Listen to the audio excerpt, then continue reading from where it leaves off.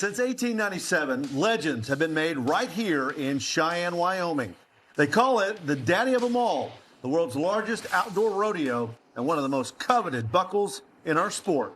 After 10 days of competition, it all comes down to this. The slate is clean, the pressure couldn't be higher, and by the end of the day, these champions will forever etch their names into the Cheyenne Frontier Days history.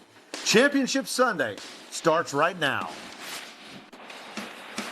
Expert commentator Larry Mahan. The title is gone. No, the title is gone. Here's a big chance for Trevor tonight. Number one man. Late July, Cheyenne, Wyoming. It's got to be the daddy of them all. What a Sunday afternoon as we get ready to crown the 2026 champion. Jeff Metters along with Butch Knowles here in our Cowboy Channel studios. And I think you go back to 2019. That's where it all started with the Cowboy Channel.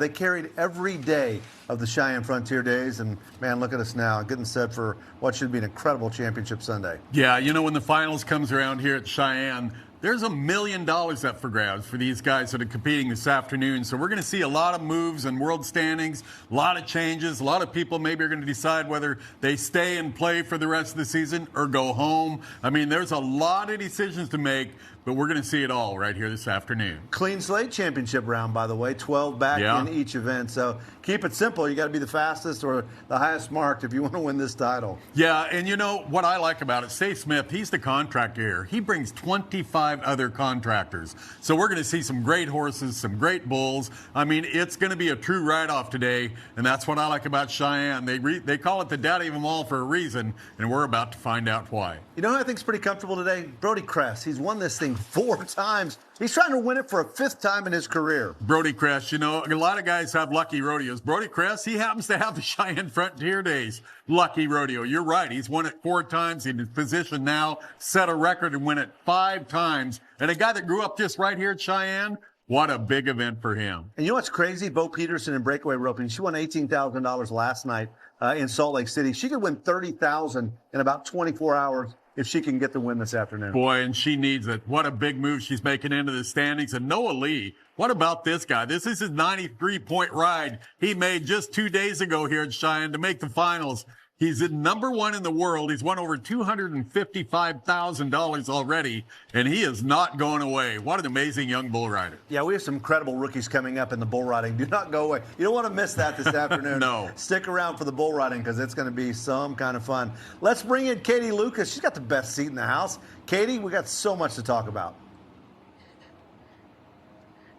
Guys, I feel like I've got the best seat, but also one of the hottest seats in the house. The beaches of Cheyenne are pretty toasty here today, but the competition, I think, is even hotter. When we talk about former Cheyenne Frontier Days champions, 18 of them in the mix. They represent 24 separate Cheyenne Frontier Days titles. We're going to start off strong. Scott Snedeker will be in this steer roping. He's one that you should always watch out for. But then you've got breakaway roper Jordan Joe Hollabaugh in the mix. She was the very first breakaway roping champion at the Cheyenne Frontier Days. You touched on Brody Kress trying to win his 5th Cheyenne Frontier Days title. And then look at this lineup in the team roping. You've got Billy Bob Brown, Luke Brown, Eric Rogers, and Corey Petska. They actually won the Cheyenne Frontier Days together. It is going to be an exciting day with former champions. And as you know, especially in the timed events, you almost have to be a Cheyenne specialist. It's a different setup here, so it is a big deal to be someone that can win multiple titles here in Cheyenne. Well, Katie, avoid the heat stroke, and you'll get a chance to talk to all the winners today. You're dressed very Cheyenne Frontier Days today, too. I compliment you on that. Hey, well, thank you so much. I picked the jacket with some holes in it, too, get some airflow going. Of course, it's Wyoming, so we've got a nice breeze here, but that breeze has blown some world champions in, too. Man, top to bottom, it is going to be a great day. But one thing I'm excited for, too, are the Wyoming Sons that are here today to compete. We've got a lot of them in the mix. Troy Tillard, he'll be competing in the steer roping. His dad will also be honored here today inside the arena. Brody Wells, he's from Powell, Wyoming. He will be well represented here. Cameron Irwin, the Buffalo, Wyoming Cowboy. Sid Sporer, Rhodey Farrell, but of course, Brody Kress, you talked about him. He actually graduated from high school right here in Cheyenne. And the crowd here, they know as soon as they are told to cheer a little louder for one of their own, they know that Brody Kress is settling down on his Bronc, and they're excited to see if he can win his 5th Cheyenne title. Yeah, no doubt about it. Thank you, Katie, and we'll be checking in with you as the day unfolds and the opening ceremonies are underway. Let's get back to the arena in Cheyenne, Wyoming. Cowboy Channel's national anthem and opening prayer to the summer rodeo run are brought to you by American Hat Company.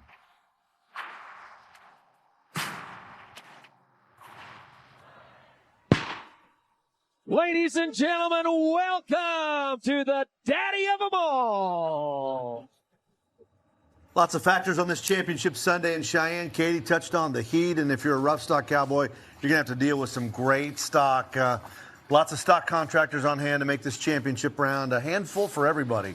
Yeah, that's what I like about it. When you're in the short go here, in Cheyenne, there is nothing like it. I mean, you know you're joined with some great champions that came before you, and you really want to step your game up. It all starts with steer roping this afternoon. Cole Patterson's #1 in the world. We're going to see Taylor Santos. He'll be out in this championship round along with Scott Snedeker. And you look at Scott, he's won this event a couple of times, so he's very comfortable here in Cheyenne. Won it last year, and he won it in 2009. Kind of gives you an idea of the longevity that this cowboy has in this event. Yeah, you can't come to Cheyenne without having steer roping in mind, because this is kind of where it all started here in Cheyenne, Wyoming. It is a big deal, and there's a good look at the championship saddles. It's a throwback. You know, those saddles are amazing if you can walk out of here with one. Yeah, those are good looking saddles. Aren't they cool? Look nice in your trophy room.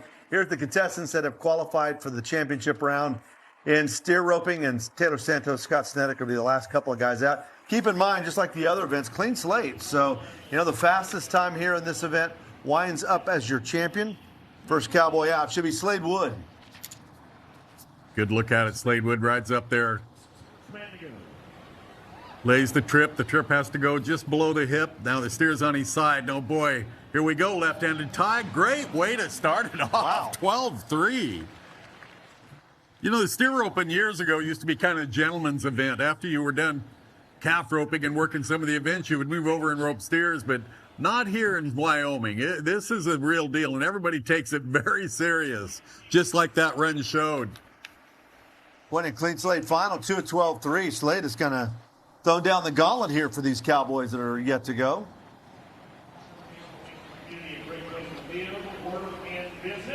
The Gordon Ranch. It's fun to be there, isn't it? You know, it's it's a long way from the Cowboy Channel studio. It's nice and cool where we are, but what an atmosphere there, and what a rodeo. Yeah, and you know, much like we were just at Salinas last weekend, it's a lot like it. Here, the score is out there, meaning the head start they allow the animals. It's a 20-foot head start in the steer roping, so that is further than most rodeos anywhere. So you got to have a horse that can score, sit there, let the steer make a move, and then catch up quick. Good look. Slick around the horns. That's a legal head catch. He's going to lay the steer down. Tyler Hargrave. Got to hurry. 12-3 is sitting there in front of him. Nice run at 14-1. You know, these horses are some of the most amazing horses in the sport of rodeo. People don't realize, because they're facing away from the stock. Unlike the calf roping and stuff where they can see the stock, their job is to pull. And then as the cowboy dismounts, he'll go down there and he will actually command the horse with his voice, either to stop or pull or, you know, keep that rope just snug enough so the steer stays down. They're amazing athletes. I love the long score. It's one of the few rodeos where he said, if you can ride a bull or steer wrestle, I'm like, where's the bull rope? Yeah, no, this is it. Start getting it heated up right now, because, boy, that steer wrestling with these long scores, it is downtown. Cash Fretwell should be next to go. Already a tough round, 12-3 from Slade Wood. Yeah, and 14-1. That's a good run as well. Fretwell. I love the sudden death in this, too. I mean, there's no holding back. You're not trying to protect a run or protect an average, you know, and just kind of take an extra swing and make sure you get him caught. You have a 12-3 in front of you. You got to come. Come with the heat. Here we go. This steer kind of fades off a little bit to the right.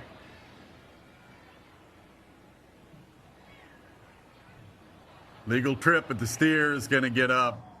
So the steer, you're allowed one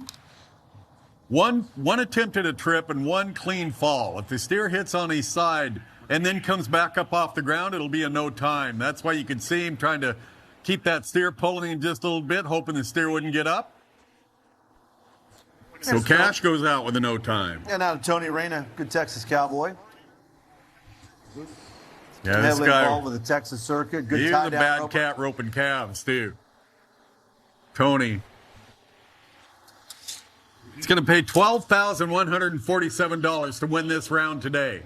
Tony, good catch, good trip. Here we go. Now he's going to command his horse, reposition that string a little lower on the hawk. Good run, 14-7 for Reyna.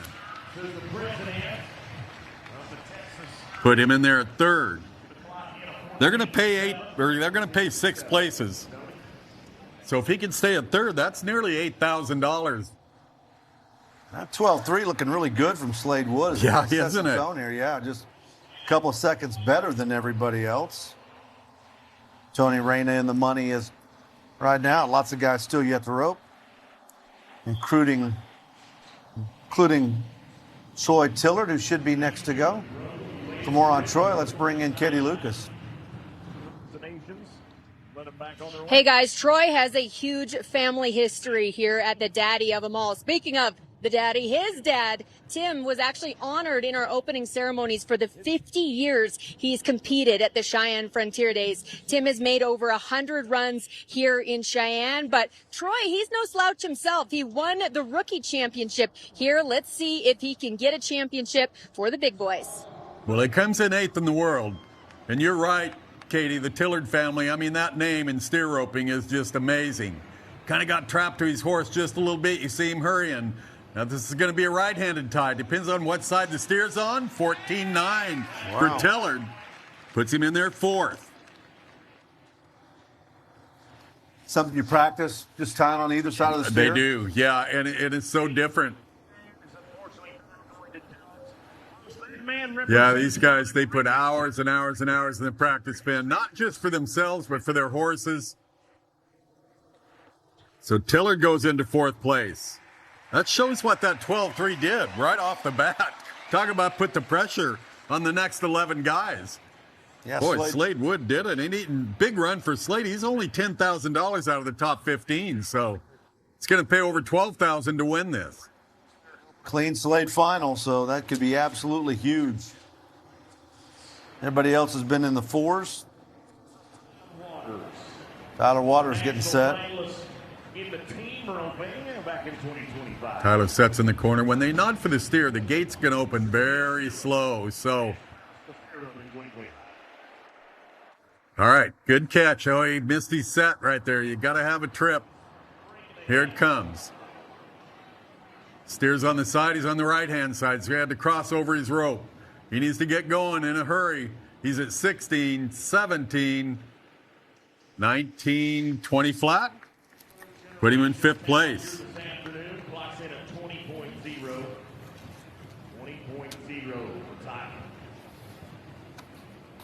Lots of Texans in this championship round.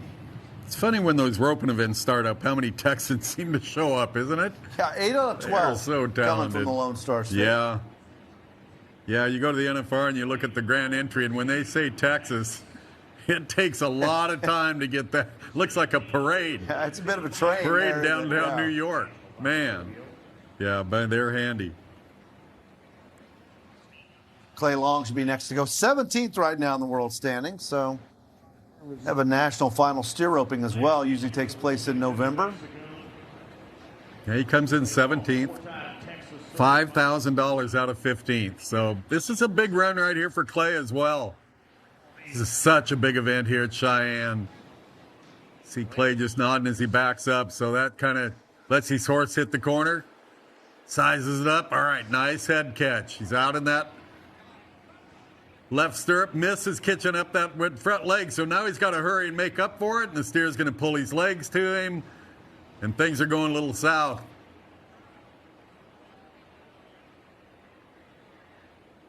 Now he's just going to finish the run. 24-2.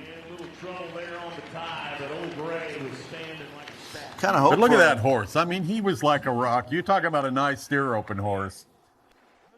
Got some guys that are having some good years that are going to make a run at you right here. Yeah, Nanella, boy, he's a good calf roper as well. He's won the all-around and a illegal head catch, so his chances go out. You're only allowed one catch in the steer rope, and that's slick around the horns. So Roger has a little bad luck there. He picked over 3,000 before this day, so he's going to leave Cheyenne with a little money. Yeah, if you've never been to Cheyenne, it's hard to grasp how big this arena is. Yeah, it really is from the camera angles even. And they've done such a good job. You know, they've done such a big add-on down there at Chute 9. That's the time to be in. All right. Tyrell Tatum. Boy, he's got to be aggressive. Here we go. Tatum, he's off. It's a right-handed tie. Boy, look at these guys. Good hustle. Great finish. It's going to be second best right there. 13-7. Tracked that steer a long ways, too, but he was fast on the ground. That was a heck of a run to be 13, because he definitely had him down there. But that was so aggressive. You could see from his stirrup to the steer. So he moves into second place. Yeah, this round got a little tougher. 12-3, 13-7, 14-1. Those are the three fastest times. And the two highest ranked Cowboys are yet to go. Here comes Taylor Santos. We've seen him at the National Finals Rodeo before on tie-down roping. His mom, Kendra Santos. Yeah. What a hand. I mean, I don't care what event you put him in. He can steer wrestle, too. He just didn't like it that well. Went to the Lazy E this year and won the Ironman event down there where you work every timed event. It's an awesome place to go and watch. And if you win it, that's a big feather in your hat. All right, Taylor. The steer, you see how he comes out slow. Taylor, good job just waiting. Now, slick around the horns. There it is. Santos. You wonder why things get fast. When guys like Taylor Santos start doing this, you speed things up in a hurry. 13-2. That puts him in second place. Great run. What a round. 12-3, 13-2, 13-7. And the defending champion is going to be the last guy to go. So second place is going to pay $10,053, depending on what Scott Snedeker can do. And Taylor, he's had a good week. He's already won $5,640, so he's sitting on $16,000 if he stays second. Great run. But boy, it's never over till this guy goes. No, two-time and defending champion as he gets set to go. There's Cody Sosby. Chicken Mafia lives over there in Arkansas. Former bareback rider. Can you tell by that body? No, you'd lose a trivia question if you said what event did he work in rodeo. Yeah, he was a bareback rider. All right, Scott Back's in there. He's won the most money so far. He's won $6,486. It's sudden death. He's got a 12-3 out in front of him, 13-2, 13-7. Scott. And misses. Wow. I'd have lost the ranch on that one. That still was a little lower headed in Scott's defense, but no time. And how about Slade Wood? Yeah, first Cowboy out, 12-3. Nobody can touch him. Only guy in the 12s, Taylor Santos, got close, 13-2. Tyrell Tate winds up in third place at 13-7. And Scott Snedeker, the defending champion, misses out. Let's get to Katie. Well, Slade Wood was first out, went to the lead, and that is exactly where he stayed. Slade, so many legends had to go behind you. How nerve-wracking was it to sit and wait for those 11 other guys? Oh, when they told me I was first, I was a little, unsure about it, but I was like, you know what, I like going first anywhere, so I was excited. And then when I got down here and I was winning, and I was like, man, this is going to be a long, long wait right here, especially with Scott Snedeker being last. I mean, he's one of the greatest, if not the greatest, and he had some bad luck, and I dang sure thought I was going to win second, but I will take first any day here. Speaking of second, the number 12-3 kind of resonates with you here at Cheyenne because of a runner-up finish before. Yes, ma'am. My rookie year, I come in 12-3, and that was when the times weren't really as fast then, and I thought I had it good, but I wasn't counting my chickens yet, and Cole Patterson was last out, went 12-1 and got me, and won second. Not a bad guy to win second, too, but I've been wanting to win first since then. This obviously is such a historic rodeo, especially when it comes to the steer roping game, a coveted buckle. But what does it mean to you? Oh, it's great. I mean, I've come here for as long as I can remember with my dad. I remember watching him win it in 06 and 07. I was just a little kid then, and such a great rodeo. I mean, they still allow us to showcase our talents here, and these guys, they rope just as good as everyone else, and I love that they let them show their talents here. And you couldn't do it without a great horse, too. Tell me about yours. Yeah, I've been blessed with Junior. He's won Horse of the Year 2 years now, and he's getting older in age, and I don't have many more rodeos on him, and I dang sure wanted to win this one on him. I've never got to ride him here, and it's a great feeling. Yeah, from the great horse, from the family ties, from the runner-up close finish before, this is obviously a very special moment for this young steer roper. Tanner Ross is going to be the first guy to go. He has Game Trail, number 12 in the world standings right now. All right, here we go, Tanner Ross. Man, what a career he is putting together. Oh, and the flank comes off. Oh, he was going to be a pile of points. And the flank got tripped right there when he came around the corner on Game Trail. You can see why everybody wanted that horse. He's going to get a score, but he's also going to get a score with a rewrite option. 87 points. Wow. Watch this. Gives you something to think about. Right there at about 6 seconds, the flank comes off. He went on and made a good ride, but definitely drops the way the horse is. I don't know what he's going to do. That's a good score. I don't think that's going to be enough to win the event. I think he's going to take the reride. Yeah. Yep. Good call right there by us. Man, 8 trips, the NFR, $2 million. That veteran call right there. We'll see if it pays off. Now, think about that a little bit when you're taking 87 off the board. I know. Short go like this, you know they're going to be in the 90s. Here comes that rookie, Rody Farrell. Yeah. 15,000 out of 15th place. So, Rody Farrell, look at this. This is a Wyoming Cowboy. They're going to love this. Rody, big ride where it counts. Land of Fancy, the draw. Love the name of his hometown, Thermopolis, Wyoming. Yeah, that's Cowboy Company up towards Cody, Wyoming. Thermopolis, they've turned out some great cowboys, all those Smiths. Rody Farrell, he gets up. Great ride. 86. It's going to be fun to watch this rookie race before it's said and done this year. Farrell, man, he is going to be a pile right here. You can see Land of Fancy come around. Good finish for Rody Farrell, 86.5. Right now, number 1. I bet there's some mornings in the winter in Thermopolis you don't want to look at the thermometer. I bet it's a little on the cold side. But yeah, you don't. He's hot right now, temperature-wise and score-wise, as Mason Yancey gets ready to go. Here comes Irish Eyes. Yeah, Yancey. He's a 22-year-old rookie. We are seeing so many young guys coming onto the scenes of the PRCA in all the events. It's so much fun to watch. And Irish Eyes, man, comes from Sankey Pro Rodeo and Phenom Genetics. This horse has been to the National Finals Rodeo several times. See him setting those binds in that hand and cracking that hand back. So you're welded in there. I mean, you got to crack them to get the hand out. Like 48th in the world standings. All right, Yancey. Nice jumping kick around that corner, but just nice. And maybe a little too nice. We're going to see where they put him, but I don't look for him to be in the mid-80s on that one. Not a bad ride. Right at the end, you'll see his feet kind of hit a little low on this horse. That's going to be some deductions. And then when you watch the horse, you compare that horse to Land of Fancy or even Game Trail before the flank came off. Quite a bit different. And it's going to show 83.5 points. The judges saw that as well. You're going to mark that horse several points below the last one, and that's why he's 83.5. Ben Kramer next, 36 in the world standings. Minnesota Joe, going to be the horse that he has. Comes from Penthouse Pro Rodeo. This is a good one right here. Kramer.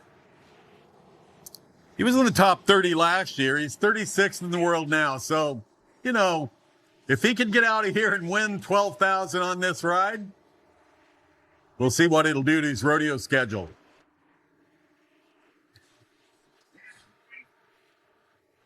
Kramer. Not sure what they're doing. They got the gates tied with a rope, so. You hear Garrett Yergin talking about Minnesota Joe, kind of bragging on him, saying he was a monster. This is a bucker. Here we go. Kramer. Hey, he's kind of rolling here. We'll see. Kind of Good had my doubts ride. about midway through it, and then Yeah, just he kind of picked put it his all back game up together. there, didn't he? But Yeah. those first little mistakes, I think, may cost him a little bit. See the pickup man move in there? There's a whole bunch of them here at Cheyenne usually because it is a big arena. Put him in second place, though, 85.5. And, you know, right there he was kind of loose and cool. And then he got ahead of it and made a strong finish. So he comes in at 85.5. Put him in second. Yeah, you're right. The pickup men here looks like the cavalry. No, So many of them It stacked takes up. a lot. There's a lot of territory in this arena to keep clean. So Ben Kramer moves into second place. That'd be worth $9,200 if he can hold on to it. Each event pays just a little differently. Brysack getting set. Bald Eagle the draw for him. Tanner Ross taking that 87 off the board. Yeah, I was Looks like watching. he's got shouting shoes. I think maybe the rewrite. You get a chance to talk to those officials about what your next dance partner will be before Well, you make shouting that shoes would decision. be a good one. And man, 87 will still have the lead, even though it's still pretty early. All right, Brysack. He was 91 points in the semifinals to make it into the finals. So he would like to do that again. And coming off that big one, Brysack, he may have a little something to say. Oh, what a nice horse. Just stacks up. Pretty horse to make that kind of ride on. Wow. Is it enough to be 86.5 and take the lead? He may just do it right here. Yeah, that horse covered low to no ground, didn't he? Yeah, no, just stacks up. And I mean, the timing is so good, Jeff, right here. And you can see he didn't waste it. When they're turned out right there, right in front of the judges, he's exposing himself. 89 points later, he moves to number one. That raises everything at the top. So now that makes Tanner Ross's decision on that 87. Yeah, that was a look wise pretty good. decision. I didn't think 87 was going to get much of a sniff. And that's why right there. And Oz, he knew it too. Yeah, Cashton Ford's 15th in the world standings. He's got the horse Mustard. They've won a round or two at the national finals on this horse. This can be good. Mustard can have two kind of different trips. One trip, if Mustard kicks, you can be 90. If Mustard doesn't kick, well, not quite as good because they take the points away. But it's a great horse to ride. Cashton, 15th in the world. He's just 20 years old himself. He was 29th in the world standings last year, so he's the real deal. Cashton Ford gets in there. Here we go. This is why they love Mustard. Cashton Ford misses his target, and he's in trouble. Oh, my goodness.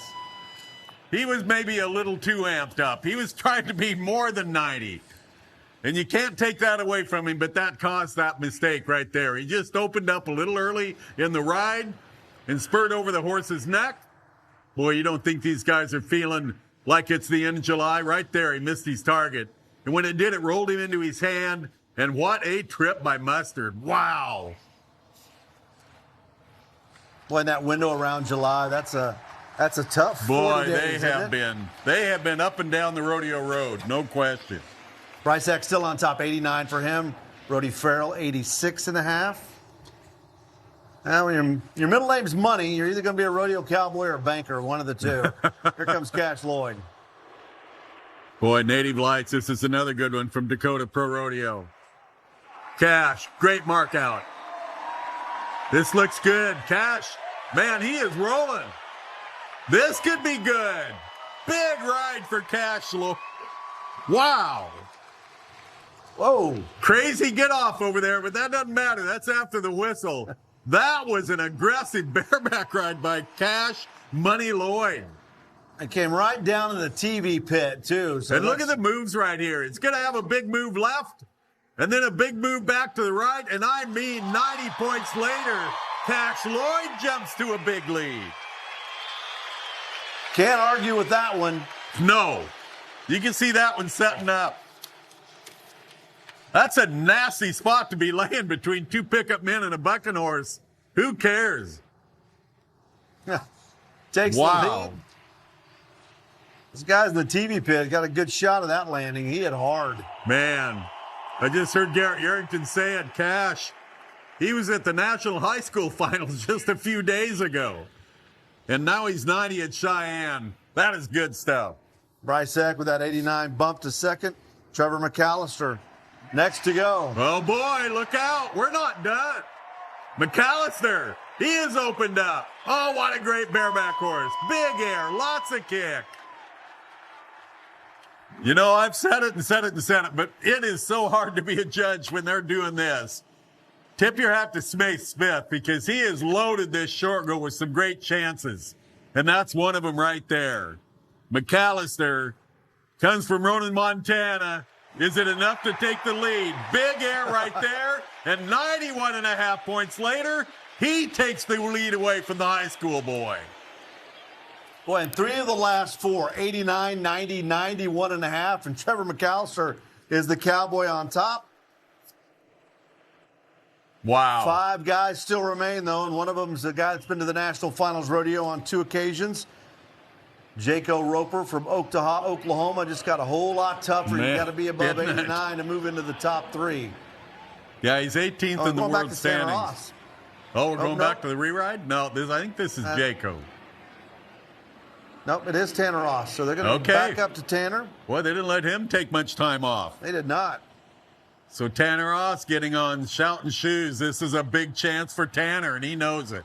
Not a bad time to go. But he needs a big chance. 91.5 and 90 are the top 2. 89 is 3rd now. 86.5 is 4th. That 87 he took off the board would be a distant memory at this stage. Good time to go. Last 2 guys, 90, 91.5. Can we get to 92? We might, because everybody feeds off these great rides. Wendowski's shouting shoes. This horse has been to the national finals. They won a lot of money on this horse down there. Tanner Ross, boy, he didn't have much time to get his rigging set and see if he could be 90. There we go. This is why they love this horse. Oss, what a perfect ride. What a great ride. I don't think he's going to be 90, but I think he could be 89. I mean, he could be right in that whole ballpark right there. That was a beautiful bareback ride. Second highest rated bareback rider in this championship round, number 12 in the world. Only Cade Saunier is better. Boy, what a beautiful ride. 87 points. That'd win 90% of the rodeos you go to. And I don't know how much better he could have ridden shouting shoes, but maybe covered a little too much ground. 87 points, that's what he took off the board. They gave it right back to him. Yeah, so all that work still winds up with 87. Now he get to Jayco Roper, Oklahoma. A couple trips to the NFR for Jayco. Trying to get back there. He's outside the top 15 right now. He is 18th in the world. Yeah, CC Blue from Summit Pro Rodeo. The big ride for Jayco. He's 14,000 out of 15th right now. 18th in the world standings. And, man, he would love to get back to the NFR. He's a character. They'll pay 8 places, 1st through 8th. All right, little hiccup getting out of the chute. Roper, man, he is opened up. He is going for 90. Listen to this crowd. You don't think they know this sport? Wow. They just get better and better. This is tough to pick winners. You know, you look at Jayco, too, a little bigger, a little stronger than your average bareback rider. Does Tai Chi. Yeah, pretty good zen on that ride. Sets him on the ground. Wow. Here we go again. Look at that. 93 for Roper. What a ride. I mean, if he makes it to the NFR, which he just made a big step towards that direction, he's going to remember that horse, CC Blue, when he gets there. 93. Wow. Man, and we're not done. Yeah, 91.5 in second. 90 now is in 3rd place. And Bryce Eck, who had the lead for a while at 89, he's in 4th. Here's the veteran, Tilden Hooper. Yeah, 23rd in the world standings right now. All right, Tilden. You have a big bunch of scores ahead of you, and I don't think this is going to be near enough horse to get him in the 90s. But a really good ride by the 41-year-old bareback rider. Wow. 10 trips to the NFR. The first for him was back in 2008. Finished 15th in the world last year. He's won $1.8 million. Won Rookie of the Year back in 2007. He also won the college championship that year. What a career he has had. 86 points for him. Yeah, and it was all on his dancing partner. I mean, it's a great horse. You'd love to get on that horse everywhere. But if you're needing to be 94, you got to have a little stronger one than that. Keep in mind the arena record's 93.5, so Jayco Roper just missing it by a half point as Ethan Mazarenko gets ready to go. Broadway boots the draw for Ethan. Another one of those youngsters, just 23 years old. Yeah, another good bareback rider. Mazarenko. Here we go. He comes from Alberta. Man, oh man, is he good. He will turn loose and get at it. Wow, perfect ride. You look at that spur ride. I mean, I don't know how much better he could have ridden that horse. So then it's up to the judges on how many points they mark the horse, because you can mark that ride probably 22, 22 and a half. 87 and a half. 87 and a half puts him in 5th place. And that's just, this horse is just covering a little ground. Lots of air, good kick. But Mazarenko got most of those 87 and a half points. Good ride. Jayco Roper's in charge, 93 points for him. Trevor McAllister second, 91 and a half.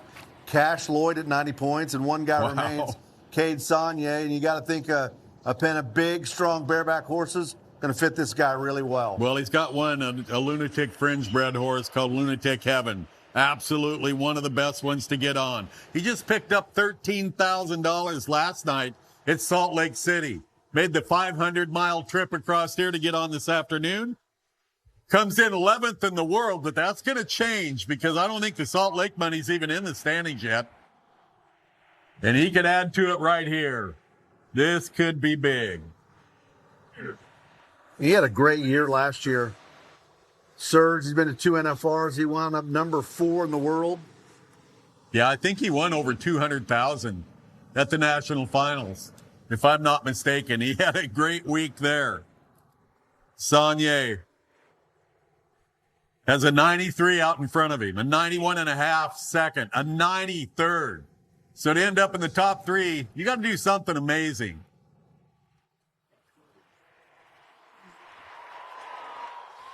Man, first. Trying to get this horse just to square up a little bit and give him a shot.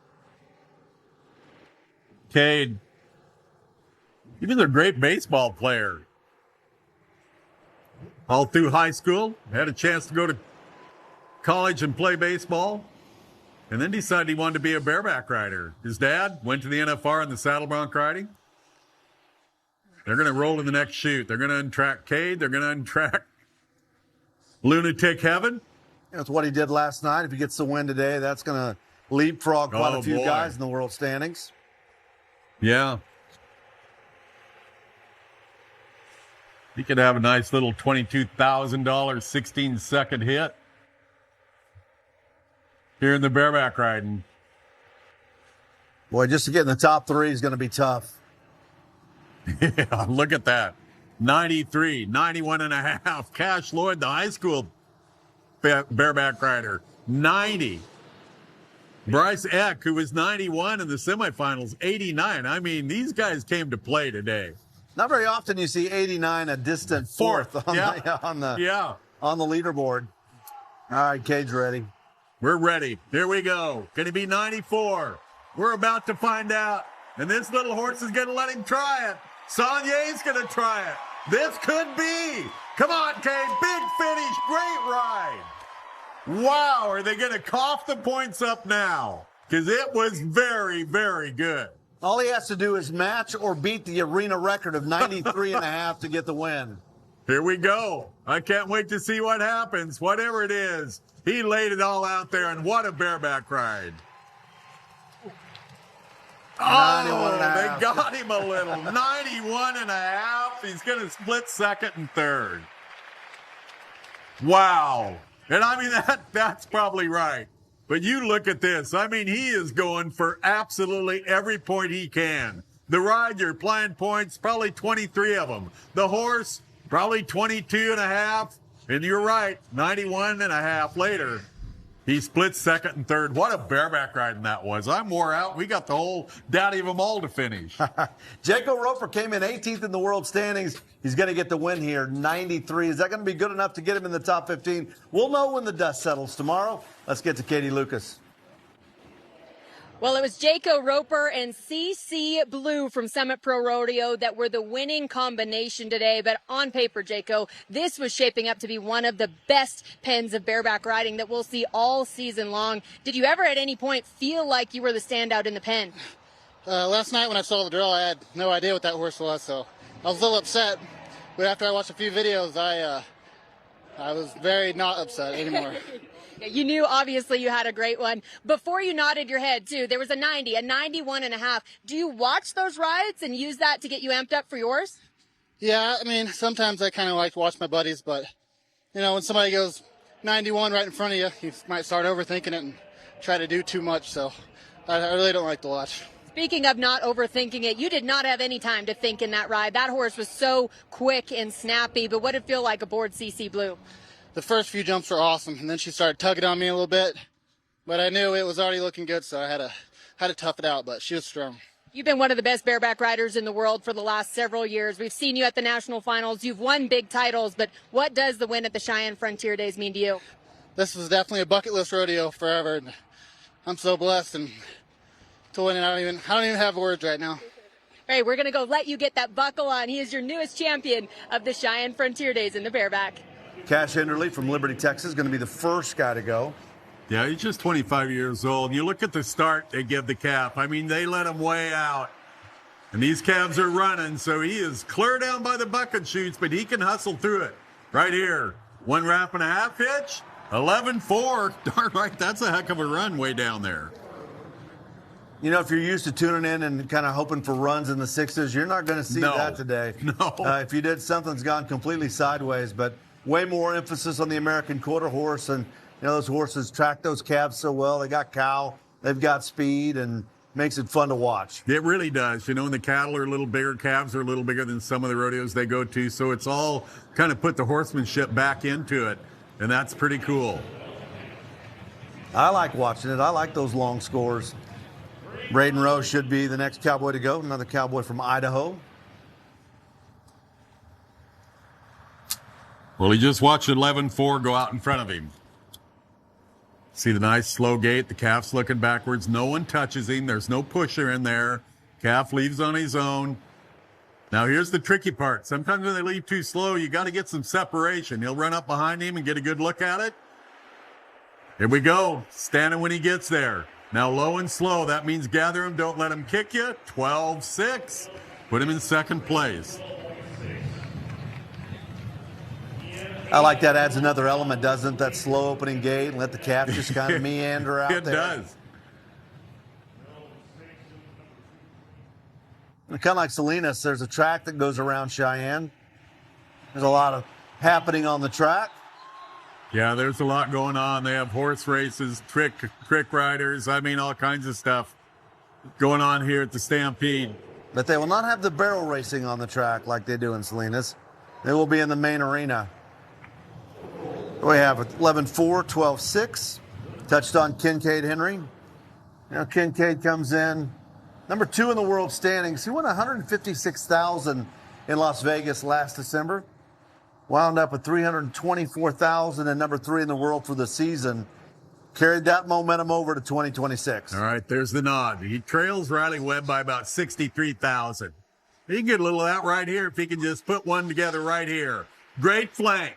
Now watch. Oh, calf's going to strain, so that's going to slow it down just a little bit. 12-2. Put him in second place. You know, if he ends up second, that's over 8,000 this afternoon, so that wouldn't hurt him. You know, it's crazy. You try to chip into that lead that Riley Webb has. He's 22, won 3 straight world championships. I think the calf's going to get up, Jeff. So let me say what the rule is. So once you call for time, and there they ride up there and show him the stopwatch. But once you call for time, you got to get back on your horse. You got to step your horse forward and put slack in that rope. At that point, the judge starts the stopwatch. The calf has to stay tied for 6 full seconds. If they kick free, well, then it's going to be a no time, and he just saw it right there. So 12-2, what could have been maybe another 8,000, goes to nothing. Trenton Smith's going to be next to go. Bigfoot, Texas. All right, Trenton. That 11-4, Cash Enderley, boy, that put a little pressure on him. Here we go. Might have shades of the steer rope, and Slade Wood was the first guy out. He won. Yeah, that wasn't a bad spot to be. No. There we go. Nice flank. Miss strings that front leg. It's step by step. Then he gets a leg up in front of him. 13 seconds for Trenton Smith. 13 flat. You see him. He wants to get that time started because if he strains at all, he can sure get up with a Rapanahui on him. That's going to be a legal tie. Put him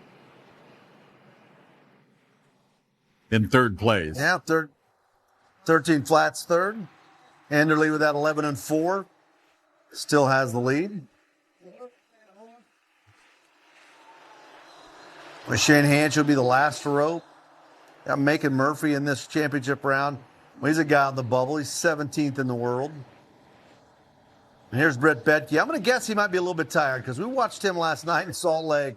He made the trip all the way to Cheyenne. Yeah, he was in finals last night. He ended up fifth, picked up about $3,300. So, boy, he's got a great run started. Betke. Don't forget this name. He's going to be around a while, folks. 10-3. Great run and goes right to number one. Man, you know, we've been watching him on and off in some of the big short goes since way last winter. And Britt Betke, he's for real. 34th in the world standings right now, but boy, if he can pick up a big win here, another 9,200, that'll be a $12,000 hit from last night and today. It was definitely worth the overnight trip to get from Salt Lake City to Cheyenne, Wyoming. Man, when you make those trips too, you know, you got a little adrenaline going after a win last night or a good check, and then you got to drive 500 miles to get here. By the time you get here, you're just operating on reflex, really. Sometimes it doesn't hurt. Let's go to Blaine Cox. This guy's quick. Couple of trips to the NFR for Blaine. He went in 2016, went again in 2023. Yeah, he's going to cross the $1 million mark this summer. Kind of tracks up there and sets the run up. You see him. Great shot right here. Oh, and the calf's going to get a foot in his face, so that's going to slow him down a little at 13-1.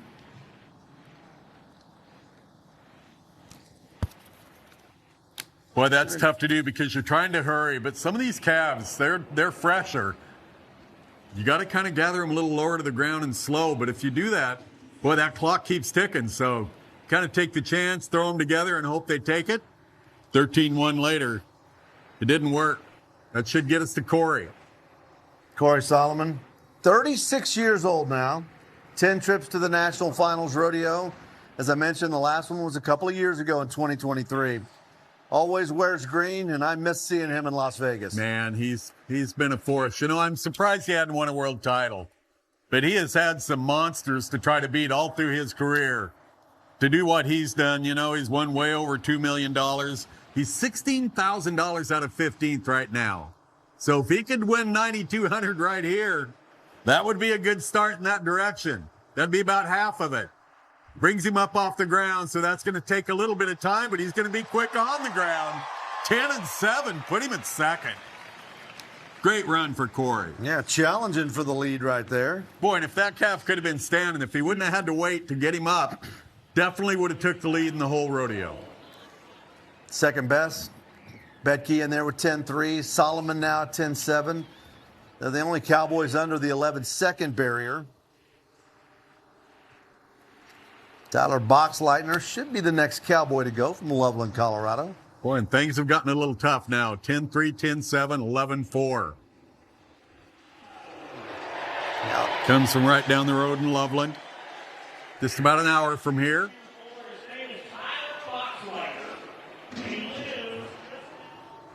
There's a nod. This calf, he's breaking out there running pretty hard, so he's going to have to run him down. He is quite a ways down the arena before he has him caught. Now that horse takes the cue and stops. Has to get him up, flank him by hand. That takes about 3 seconds. So it's all going south right here. Not the best draw on the pin, 16-9.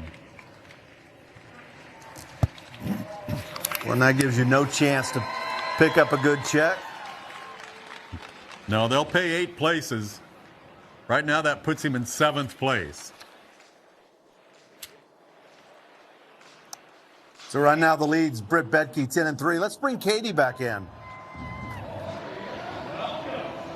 Hey guys, if you'll notice, this pen of calves today is leaving a little bit truer than what we've seen in the past. It's actually because they are not fresh today. In the past, they brought back completely fresh calves to the short round. This time, they picked the best of the best from the 3 semifinals performances. So that's why you're seeing them leave a little bit stronger and truer today.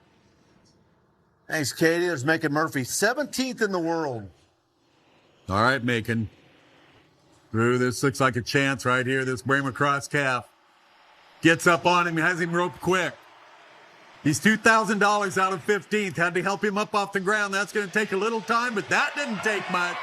10-5, put him in 2nd. Oh, he was thinking first. And if he could have got that calf to his feet just a little quicker, he probably would have taken the lead. But he'll take 2nd right now. 10-3, 10-5, 10-7. Betke, Murphy, Solomon. I like how they're just kind of casually go ahead and nod before they've even backed in the box. That's the complete opposite of what you see in, say, like Salt Lake City last night or in Las Vegas at the NFR. Yeah, it usually is. But if you sit back there and park your horse in the corner and then nod, and that slow gait and that slow start, you got to let him out there 30 feet. It's hard for your horse to hold there. So they're kind of using some strategy, and it seems to be working. We'll see if Jet Barrett can work. Needs to be 10-2 to take the lead here at Cheyenne at the Daddy. Oh, this black Bolly calf's breaking and running. So you can see the difference between the calf Macon had and that one right there. Has him roped way down the arena, and then his horse needs to back up a little bit more to help, and he does. But this calf's going to kick him. Now he's going to just take the tie and get out of there. It's about 15-8.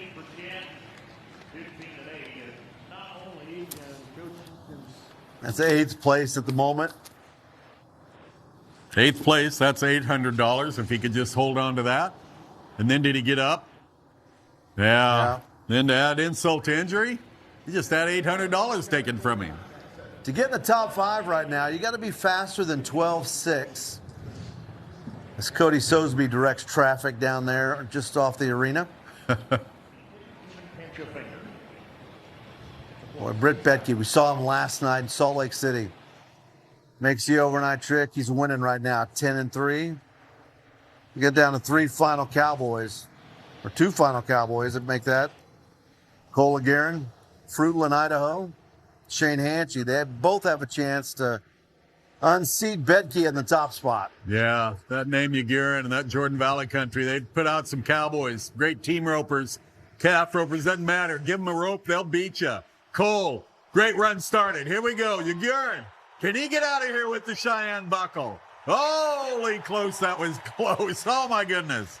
11 flat for Cole. Great run. That's 4th best. 4th best if that calf stays tied. Man, that was a good run. Well, what a tough round. Now it's 11-4 or faster to get in the top 5 if you're Shane Hanchy. Yeah, Agarin.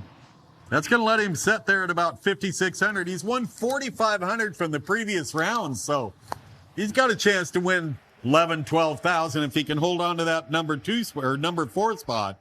But Shane Hanchy always has a little something to say about something. Wearing that LSU purple. New dad. He and Taylor have a couple of kids now. Won this rodeo in 2018. Hard to believe he's 36 years old already. What a career. 16 trips, over $3 million. Here we go, but this calf is getting out of town. Shane needs to get him ran down, and he needs to make short work of him. Get him up, and it's not going to help him there. Good finish, 12-4. But Hanchy, that's only going to let him get to about 6th, I believe. That'll be $3,200 for Hanchy. But how about Betke? Wow. You got to root for those contestants. Overnight trip from Salt Lake City to Cheyenne, Wyoming, and it pays off for Britt Bedke. Outside the top 15 right now, 10-3 for him, making Murphy second. Cory Solomon going to get a good check in third as we check back in with Katie. Well, it was a 10-3 for Britt Bedke for the championship in the tie-down roping, but it was a tough day today. 10-7, 10-5, you above the rest at that 10-3. With a rodeo like Cheyenne, with all the variables that you have to deal with, being just a couple tenths ahead of the pack, that's a pretty tight margin. Yeah, it was tough, and I knew with Shane Hanchy last, you can never count your chickens too fast, but I was happy with the outcome. It takes a phenomenal equine athlete to have success here in Cheyenne. Tell me about yours. Yeah, I got him from Jake Hanneman as a 5-year-old, and he's 8 now, and we finally started clicking this year, and he's been so awesome. I owe everything to him. So.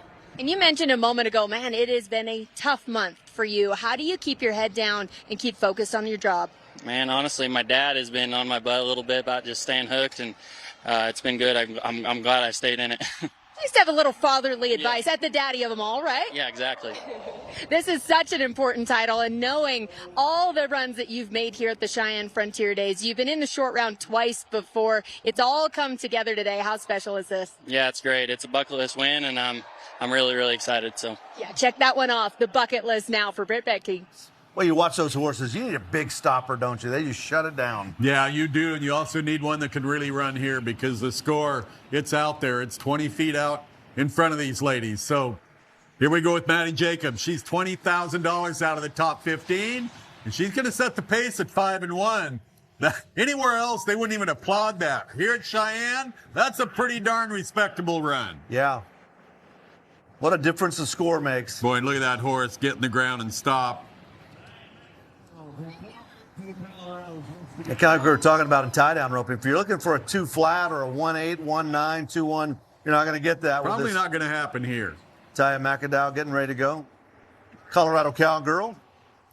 Well, and like Katie said, these cattle, you know, they've been ran, so they're not going to walk out. You're not going to just sneak up on them.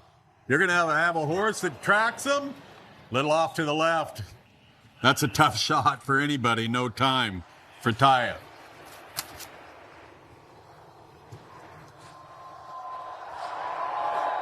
I see that a lot when those calves go left. Yeah, it's tough because they get behind your horse's head. All right, here we go with Jordan Joe Hollabaugh.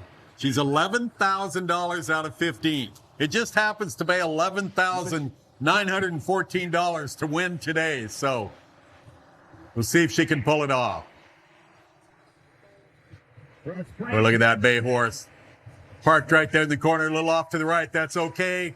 Oh, and she goes out with a no time.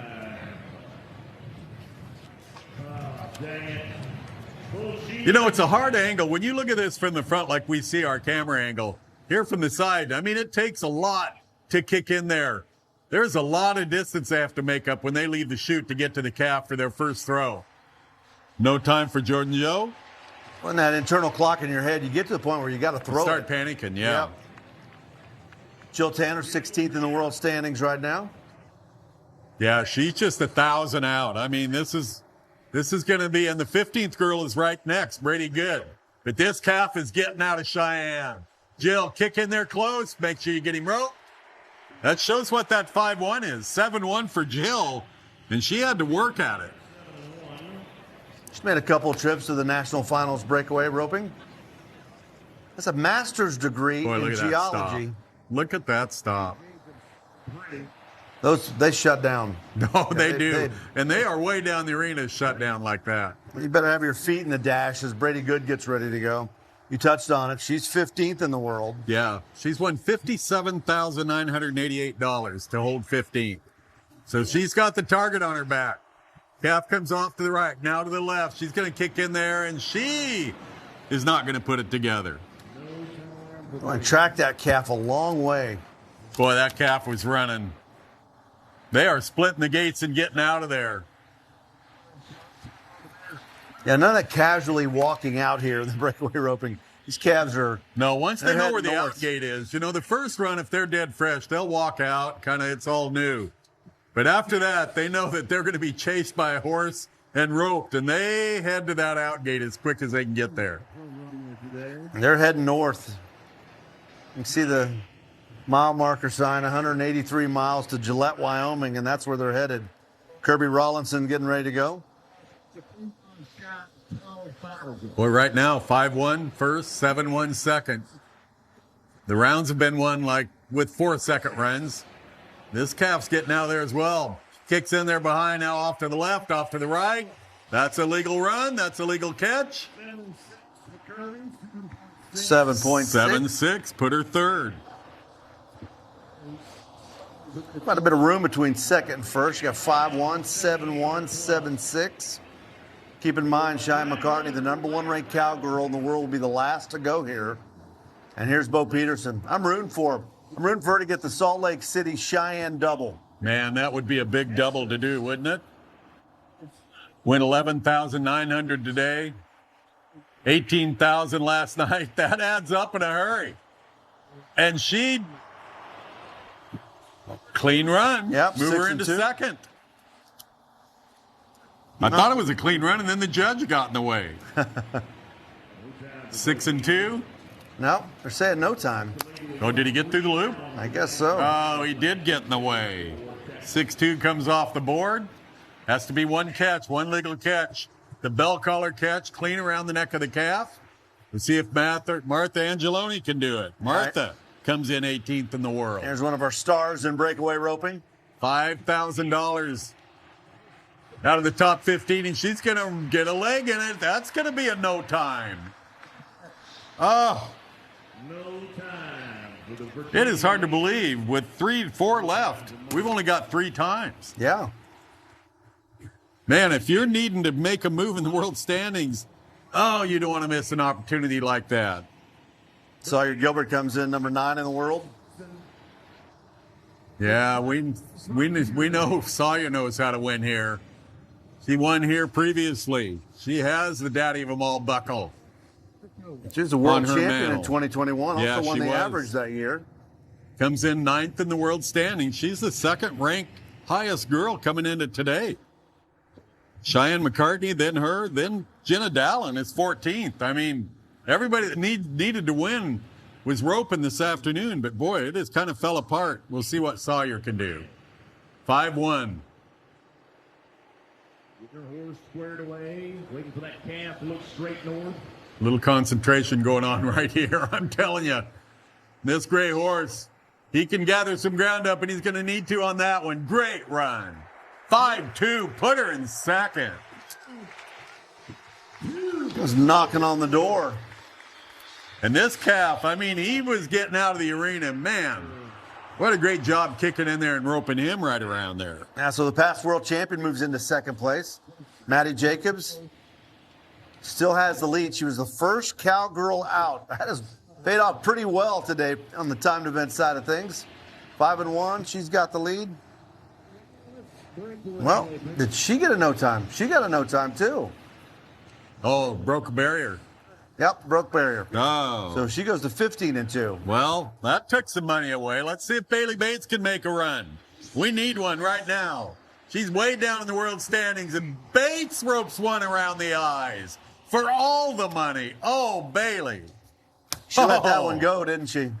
Boy, if you remember a year ago when we were at Sioux Falls, Bailey Bates, she snuck in the last second to make the national finals in the breakaway roping. And she just missed a good one. Oh, that's too bad. No time for Bailey Bates. 3 clean times, hit first, second, and third. 5-1, 7-1, 7-6. 2 cowgirls remain.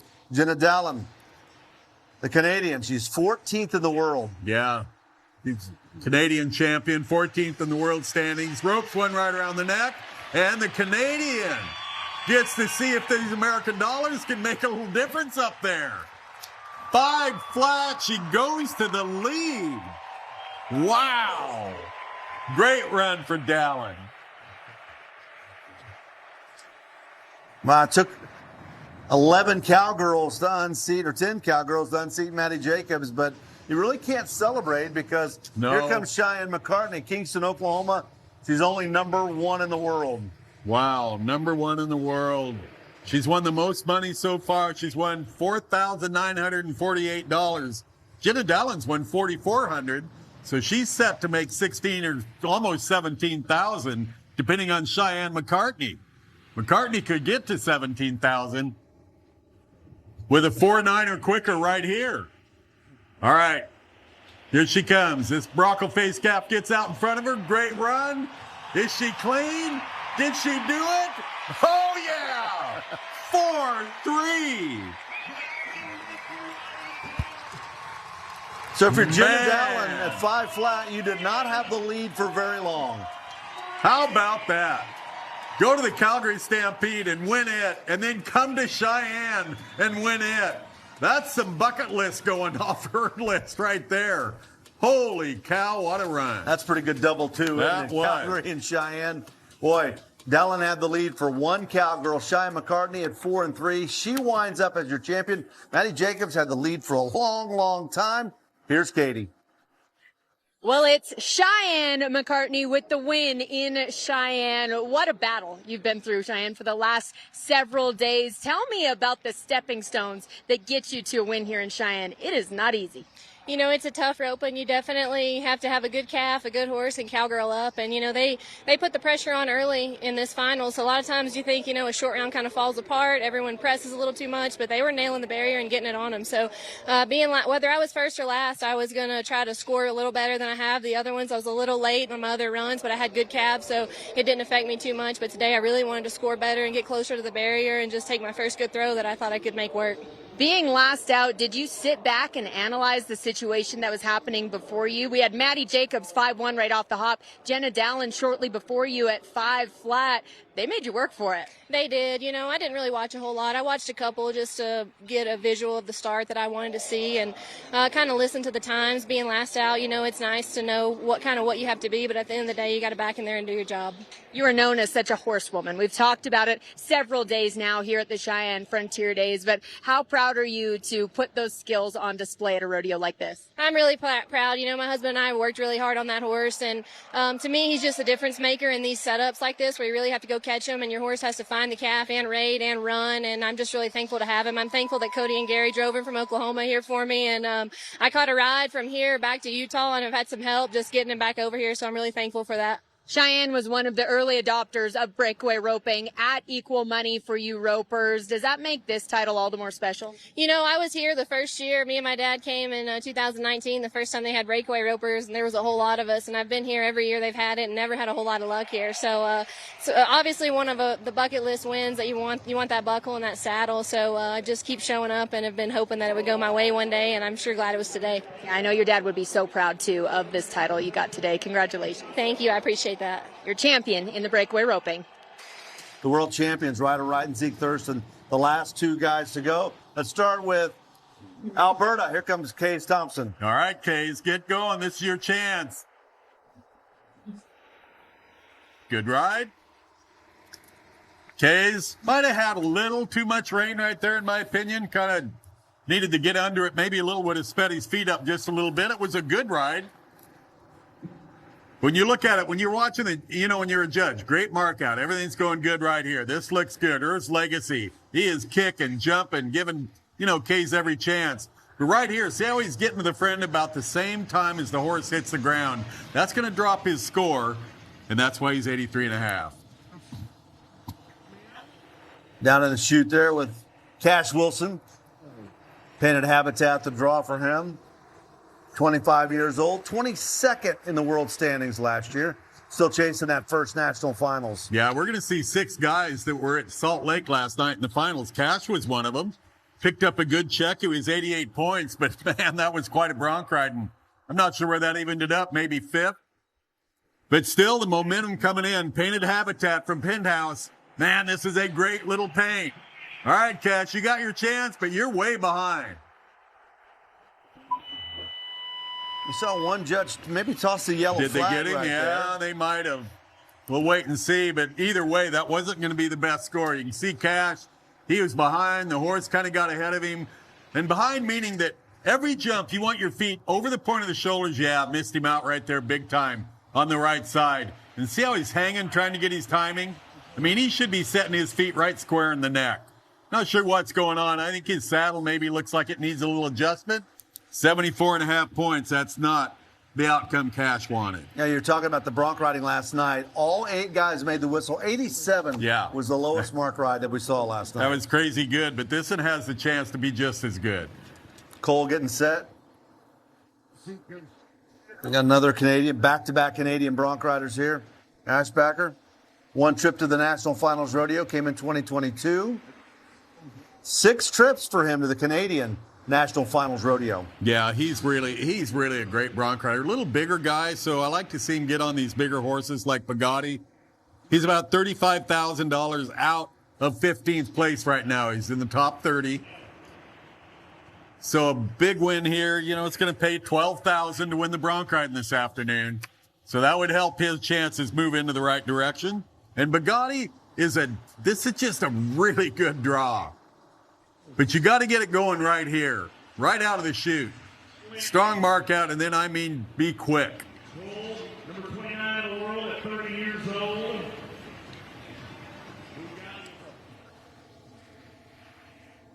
Here we go. Cole. Oh, a little bad go right there. He'll get a free roll, and he needs to get things rolling. Bugatti finally gets freed up.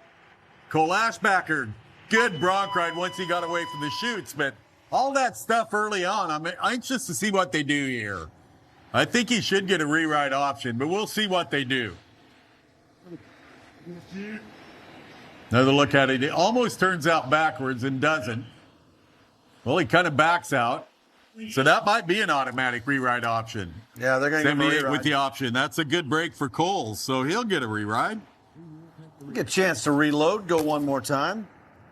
That should take us to Brody Kress, who's chasing his 5th Cheyenne Frontier Days title. Isn't he something? Yeah, and oddly for him, 26th in the world standings, so it's probably a pretty good timing to wind up at a rodeo that you love to win that pays as well as Cheyenne does. Yeah, and he grew up right here in Cheyenne. Brody Kress, I think, was a 4-time, at least a 3-time state wrestling champion. Great athlete all through high school. Heavy feathers from Summit Pro Rodeo. This is a big chance for Kress to really get the marks that high. And you don't think his motor isn't pumped up? Right here, your hometown rodeo, the daddy of them all. He's won it 4 times. Can he win it 5? Well, he's off to a good start. This horse is bucking. Man, he's popping his neck. Kress, keep throwing those feet forward. Listen to this crowd. Wow. It is so loud. Well, if they can influence the judges, man, they should today as loud as they got. And he is going to surge to a really big lead here. Boy, that was a lot of work. 92. Waiting for the score. 92. Waiting for the score. Kress comes in big. You know, they built a statue for Lane Frost. They may have to build one for Brody Kress for winning this thing 5 times or more. Boy, and you talk about a bucking horse. That one was right there. You could mark that horse 23, 24 points. Brody, he's right in there with him, and he had to work at it every single jump. Man. So it looks like Cheyenne still is his lucky rodeo. No matter what the outcome, he is going to get a big check. Yeah, 92. Now, come catch me if you can. Statler Wright? Well, he could catch him. He's your reigning world champion. 2025 world champion. Won the average. He won $455,000 last year. Well, he's going to have a little something to say about that 92 himself. Statler, oh, this looks good. What a classy Bronc ride. Little fade off there, he did a good job handling these reins, spurring his way through it.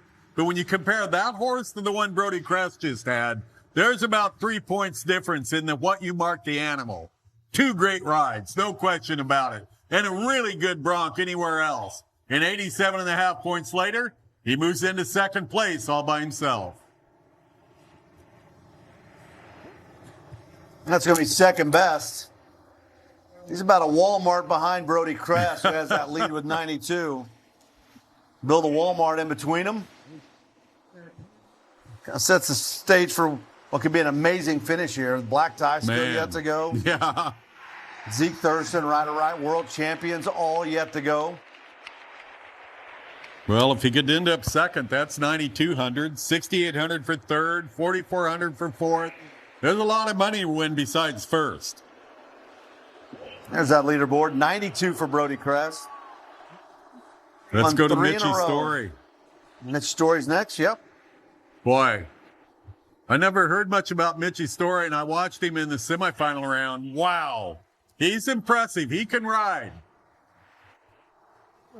Big stage right here. Good job waiting to get out of the chute and good timing.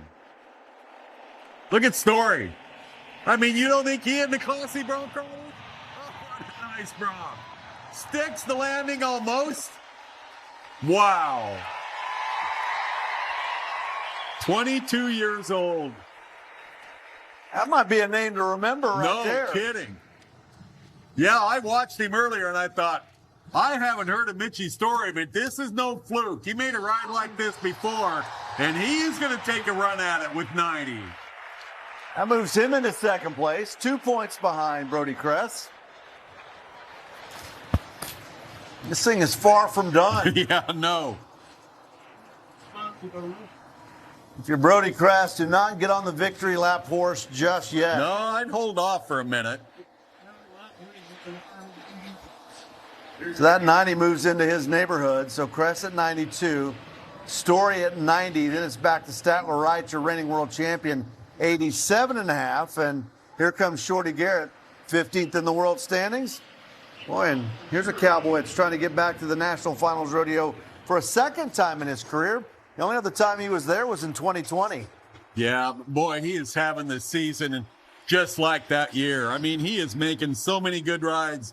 In the semifinals here, he was over 90 to make it into the finals. He was in Salt Lake last night at the short go. And Kay's Atomic Blonde, he's been here before. He knows what's coming. And I like the chances right here. This horse, maybe not a day off, but definitely the kind you want to be if you got to be 90. Shorty Garrett. Here we go. Here she comes. Jump and kick. I mean, here comes Garrett. Look at this. Great extension. Setting those feet. Nice circle. We should see another 90. Wow. Shorty Garrett. I can't believe he's only 15th. He is, every time I see him, he is make rides just like that. If he doesn't make the NFR this year, there's something wrong because he is making outstanding Bronc rides every time he gets one and nods his head. Look at that. Talk about classy. Taking him a while to get the scores in. It should be good. If it's not 90, it should be close. Well, they're building the suspense They are, as we aren't keep they? waiting on it. Yeah, Oh, yeah. 91. It's 90. Oh, yeah. Shorty Garrett goes into second place. Getting a little closer to Brody Crest. 3 in the 90s now, 92, 91, 90. Katie was saying these Bronc riders felt like they were going to be in the 90s all day long. And here comes the guy that won $18,000 last night. Yeah. On Larry Culpepper. So Brody Wells, he's trying to put together that Salt Lake Cheyenne double. Smarty Pants from Dakota Pro Rodeo. Brody Wells. Yeah, you're right, Jeff. He came into Salt Lake last night, 11th in the world standings, but he won $18,000. And I was trying to add it up. I think that's going to get him up around 7th. And now he'd like to be about 93. All right, Wells. Man, he's riding good. But the horse, compare the horse to the others, not enough horse, in my opinion, to be 90 on. Great ride all the way around. Great ride by the Wyoming Cowboy.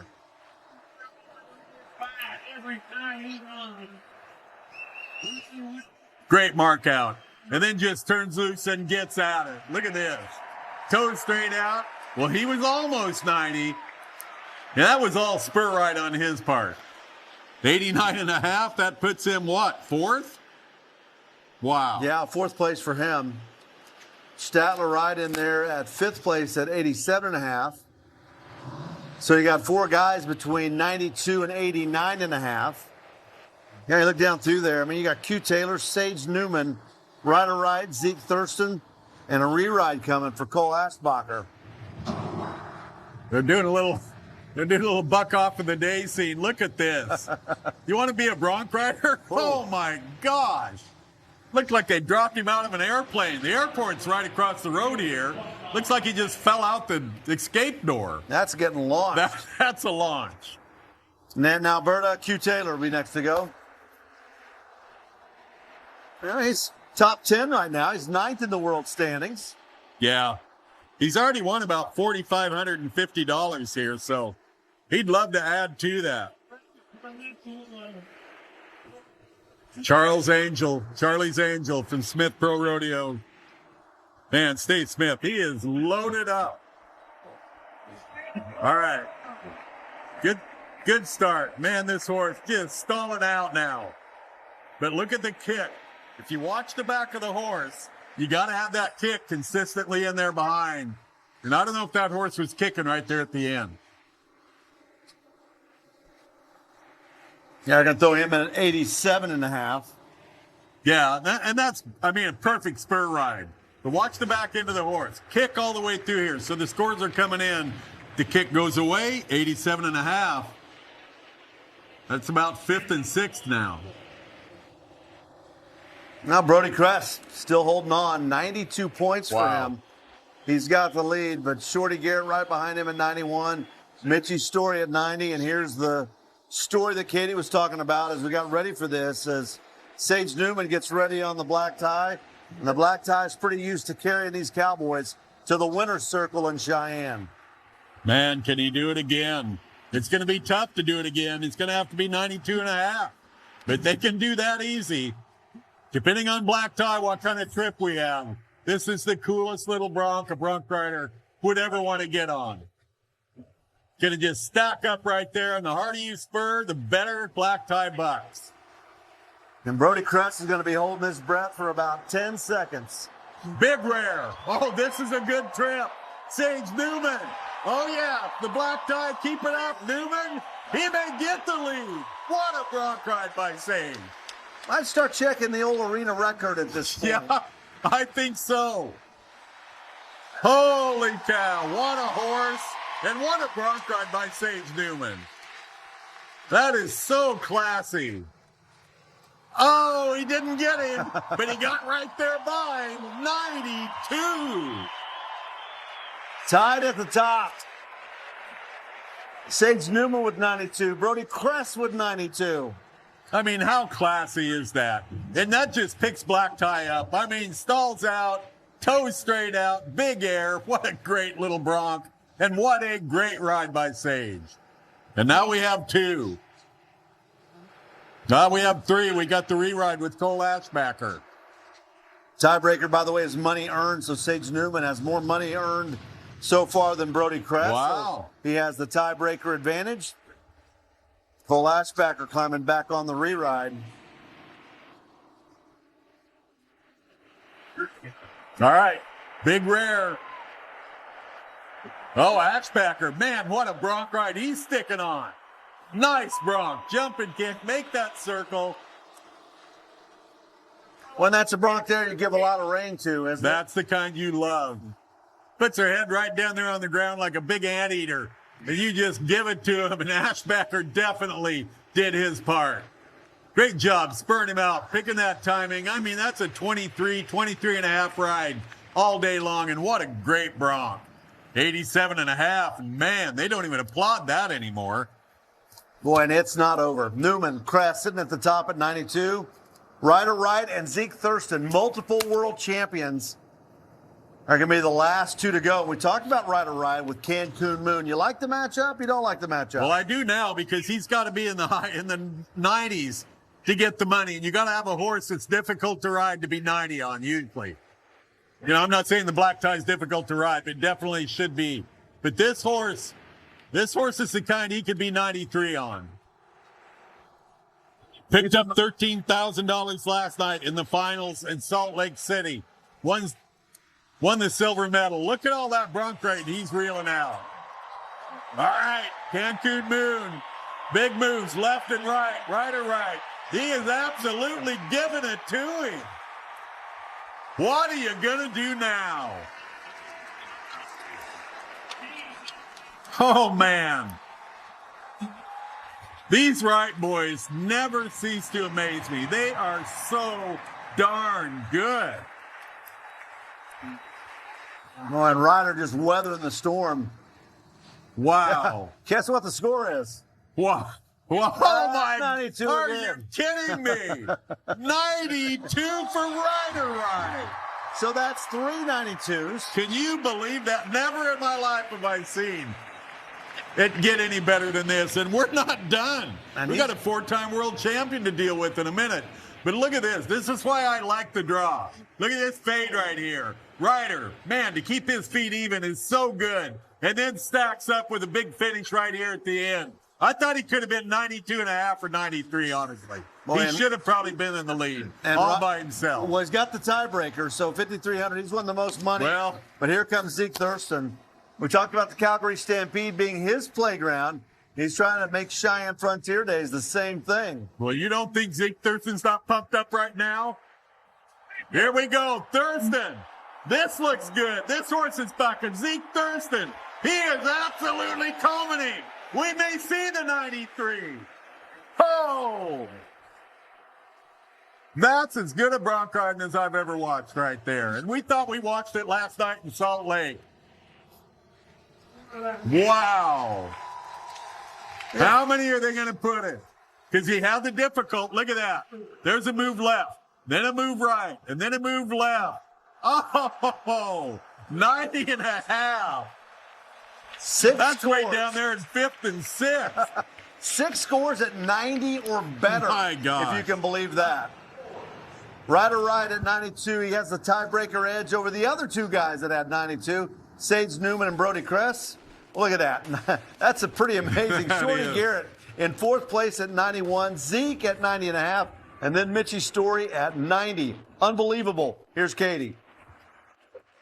Well, what a nail biter that was in the saddle bronc riding when we had to go down to a tiebreaker. Ryder Wright ultimately winning that tie when we go back to that 90-point ride in the semifinals. But let's talk about the big ride today. Cancun Moon, that horse was no walk in the park. No, that horse, a lot of people struggle with that horse. She kind of bucks a little bit sideways and wants you down into your rein, and I was just throwing my feet out there hoping for the best. Yeah, in a situation like that, how do you focus and stay square when she's just cruising across the pen the way she does? Just try to stick to the basics and, just stay super aggressive. That was my whole game plan for today, was just being aggressive, and I was pretty sure it'd work out. It certainly did. Half the field today, 90 or better. Tell me about the state of saddle bronc riding. All the horses here were just phenomenal all week. You couldn't have beat this short round. I didn't even hear how many 90 points rides there were, but it's just, to be able to be a part of it, it's just awesome. It is certainly a great one and one to be proud of. It's hard to believe there are rodeos out there that you haven't got the win at. How good does it feel to check this one off the bucket list? Oh, this is awesome. I've come close once here. Stetson beat me, so it was good to get back and finally win it. Yeah, and a well-deserved win. Half the field at 90 or better, but none better than Ryder Wright today. Jude Leonard gets set to go. Louisiana. A lot of good steer wrestlers coming out of the great state of Louisiana. Good look at Dirk Tavener on the other side. He's going to compete here in a little bit. He's the hazer. And, the hazer here at Cheyenne with that head start, it's really important.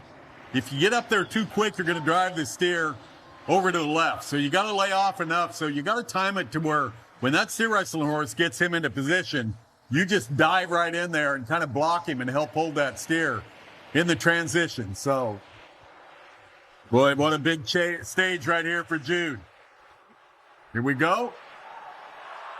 Right here, go to the nose. It's all timing. Is he going to get away? Big effort. 13.1 seconds. Nothing easy about that. Oh, was that Nathaniel Duval? Yeah, it was Nathaniel Duval. Yeah, I think it was, actually.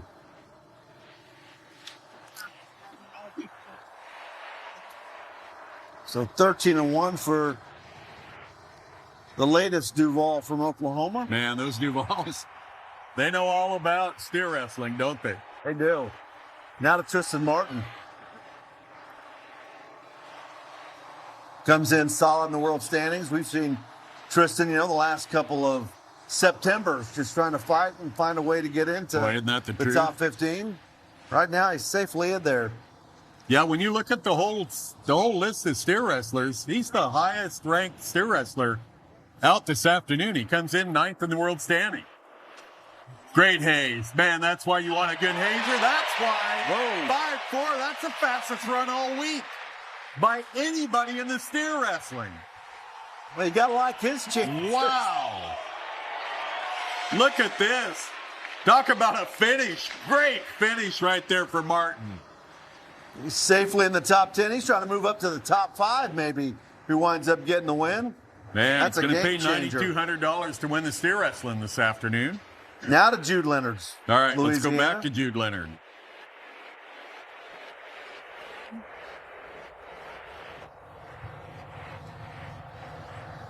Just watch that 5-4 go out in front of him. Here's a neat thing right there. Boy, calm, collected. Look at that yellow horse. He's pulling, trying to get out. Hazer's a little late. Jude's a little late. Steer's a little late. No time. A lot of no man's land there. Yeah, there he is. There's a lot of area out there in front of you. You could land a jet airplane in this arena. It's so big. Boy, it's important. You can see his horse didn't really cow over there. His hazer tried to get him pushed over. All fell apart for Jude in the short go. Yeah, when you're about a good 20, 30 feet from your hazer and the steer somewhere in the middle, might want to pull up. Yeah. Here's Dirk Taverner. Got to rethink it. Taverner, man, oh man.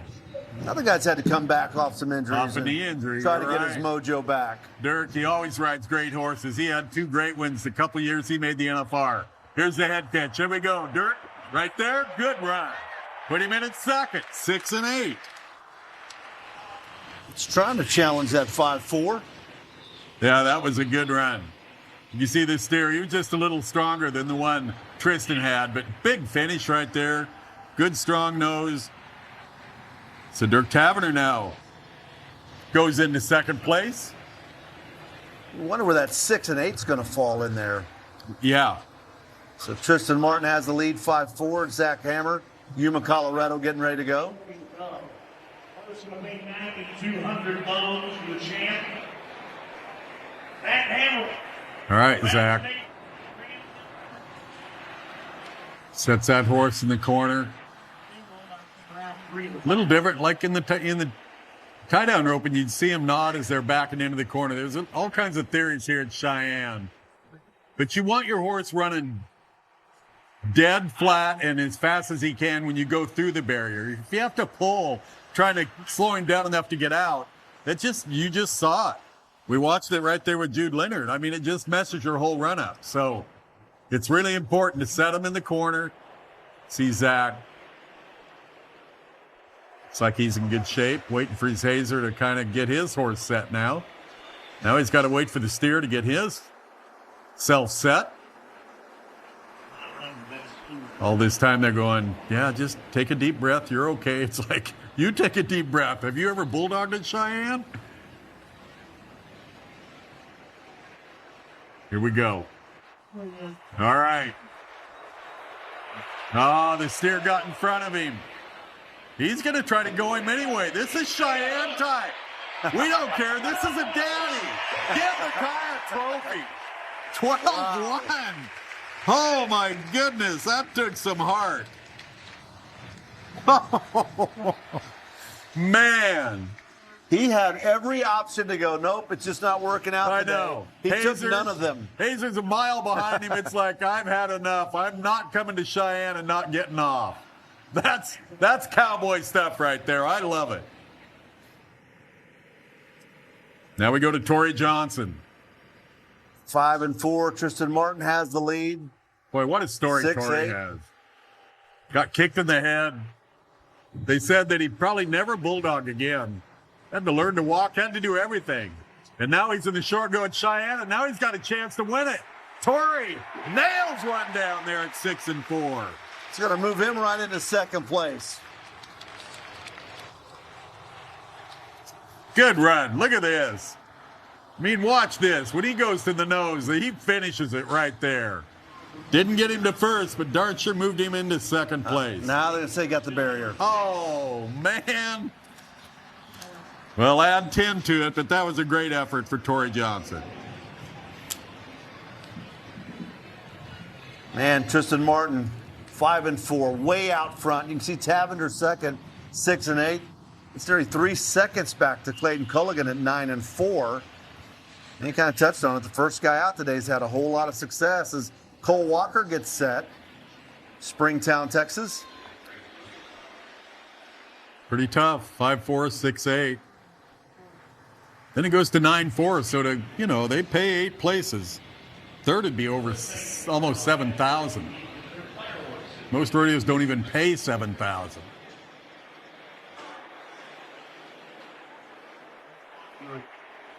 All right, Walker. Good chance right here. Good run.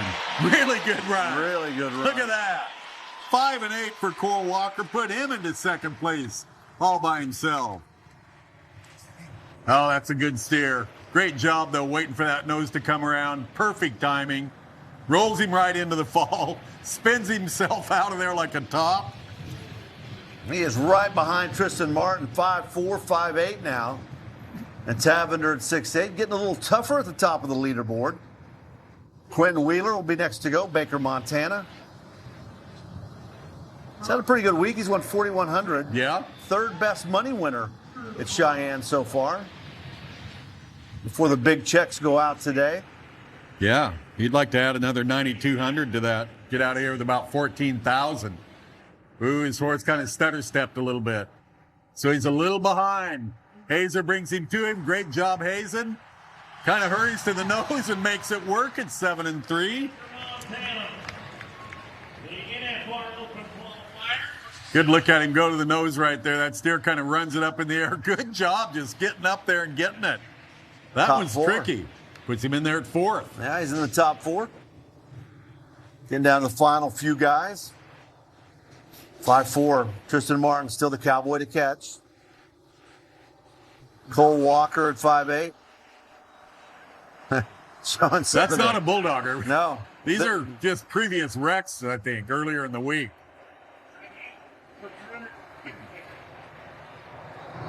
You don't think bareback riding's not physical? Bronc riding's a little physical, but that bareback riding will get you. Let's go to Travers Johnson. Just won a big win at the NFR Open. Won off $19,000 there. Travers, here we go. Oh, what a tough steer. 8.5 puts Travers in 5th. Getting that paid. one wasn't the best draw right there. Travers, he's only 21,000 out of 15th, so he's going to make a little step in that direction. 5th place is about 4,400. So he's just moving in the right direction, trying to get to his first NFR. And Tristan Martin just 2, keeps right? holding on.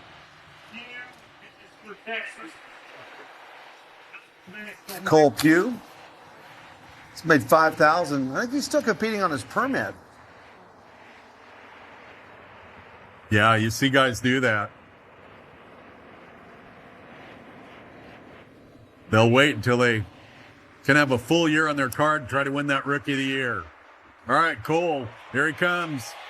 Former college champion. Great run at 5-3. Pugh just takes the lead at the Daddy.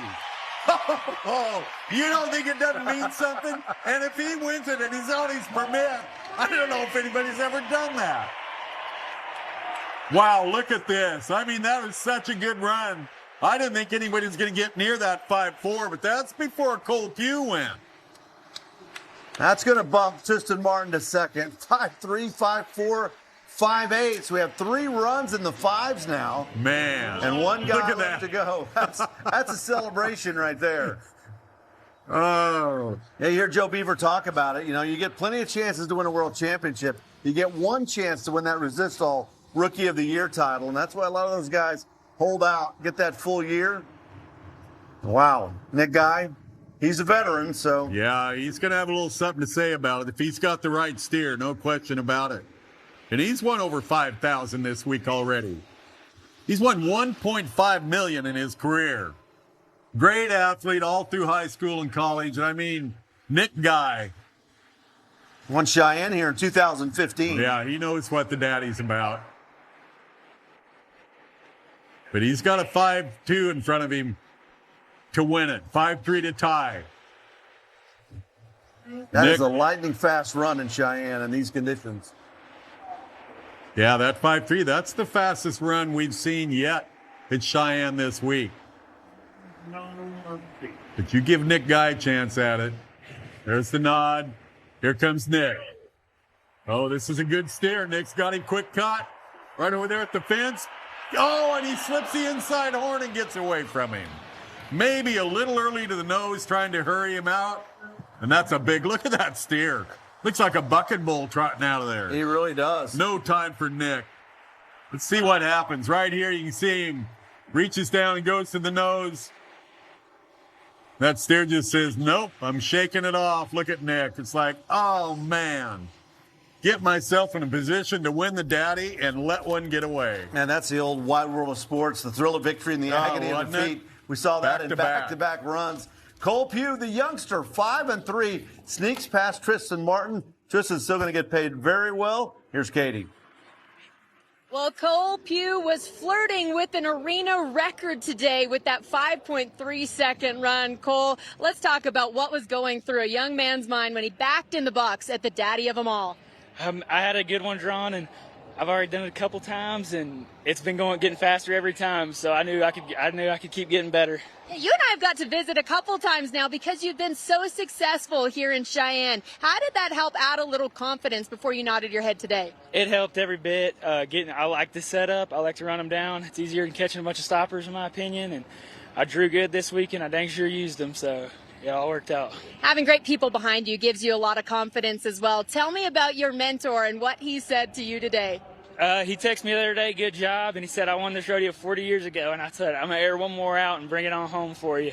And for anyone watching at home, those rodeo fans, who's that mentor? Steve Duhon. He taught me how to rope, ride, pretty much anything about a horse, bulldog, all of it. Not a bad guy at all to have in your corner. And I think the most exciting thing and neatest thing of all, you're on your permit and you just won the Cheyenne Frontier Days. You're still so early in your pro rodeo career. How does this just help send you into the next part of your career? It gives me huge confidence. Came out of here with a bunch of money. We headed up north for a few weeks. We've just been circuit rodeoing, and we had the circuit finals made, so we figured we'd go for some bigger money, and it's working out.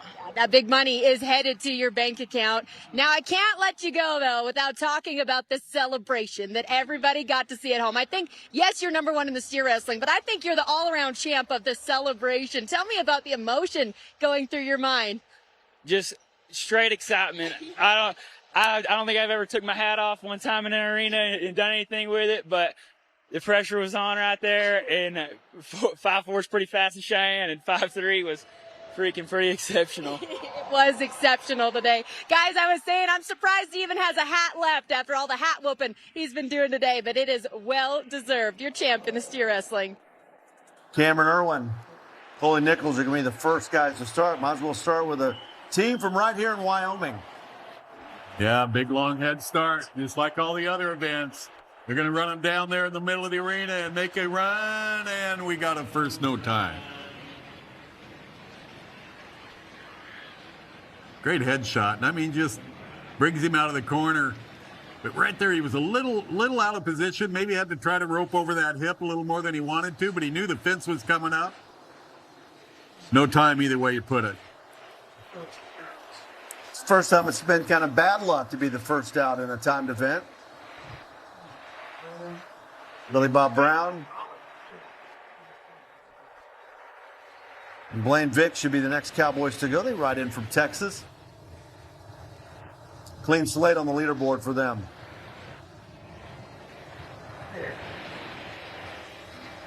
Another look at just the way they got to get out. You know, the healer's he doesn't have a head. Oh, Billy Bob kind of had his rope kind of hung up a little bit there, and he goes down and out with no time. And that may have caused a little of it just because he was trying to hurry that throw.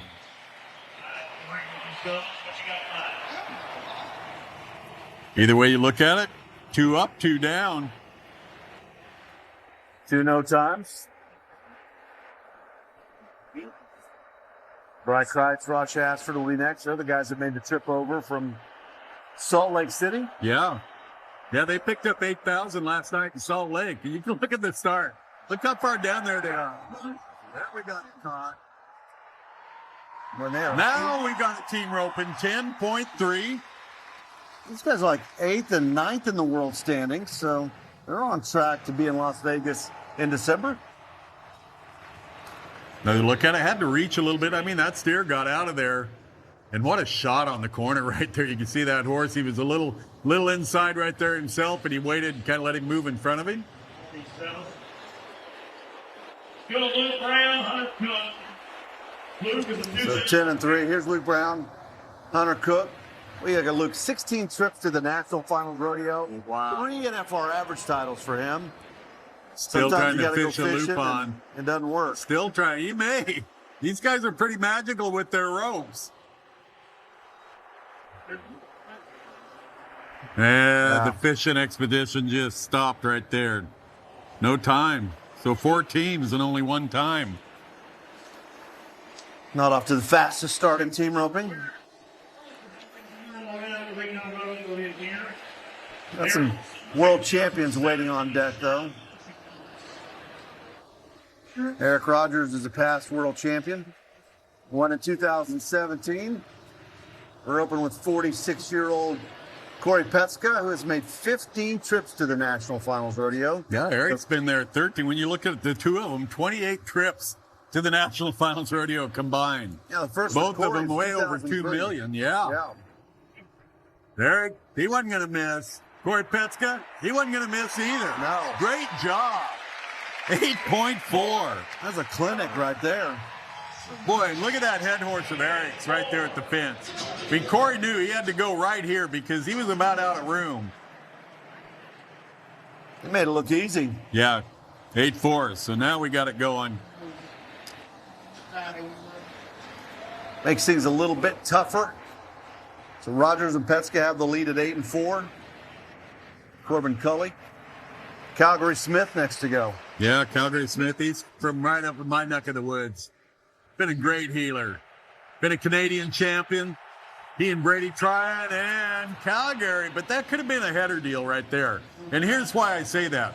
He's going to quit pulling him right here when he gets to the fence. He's going to run out of room. And that steer is going to stop just enough. He doesn't go into Calgary's loop.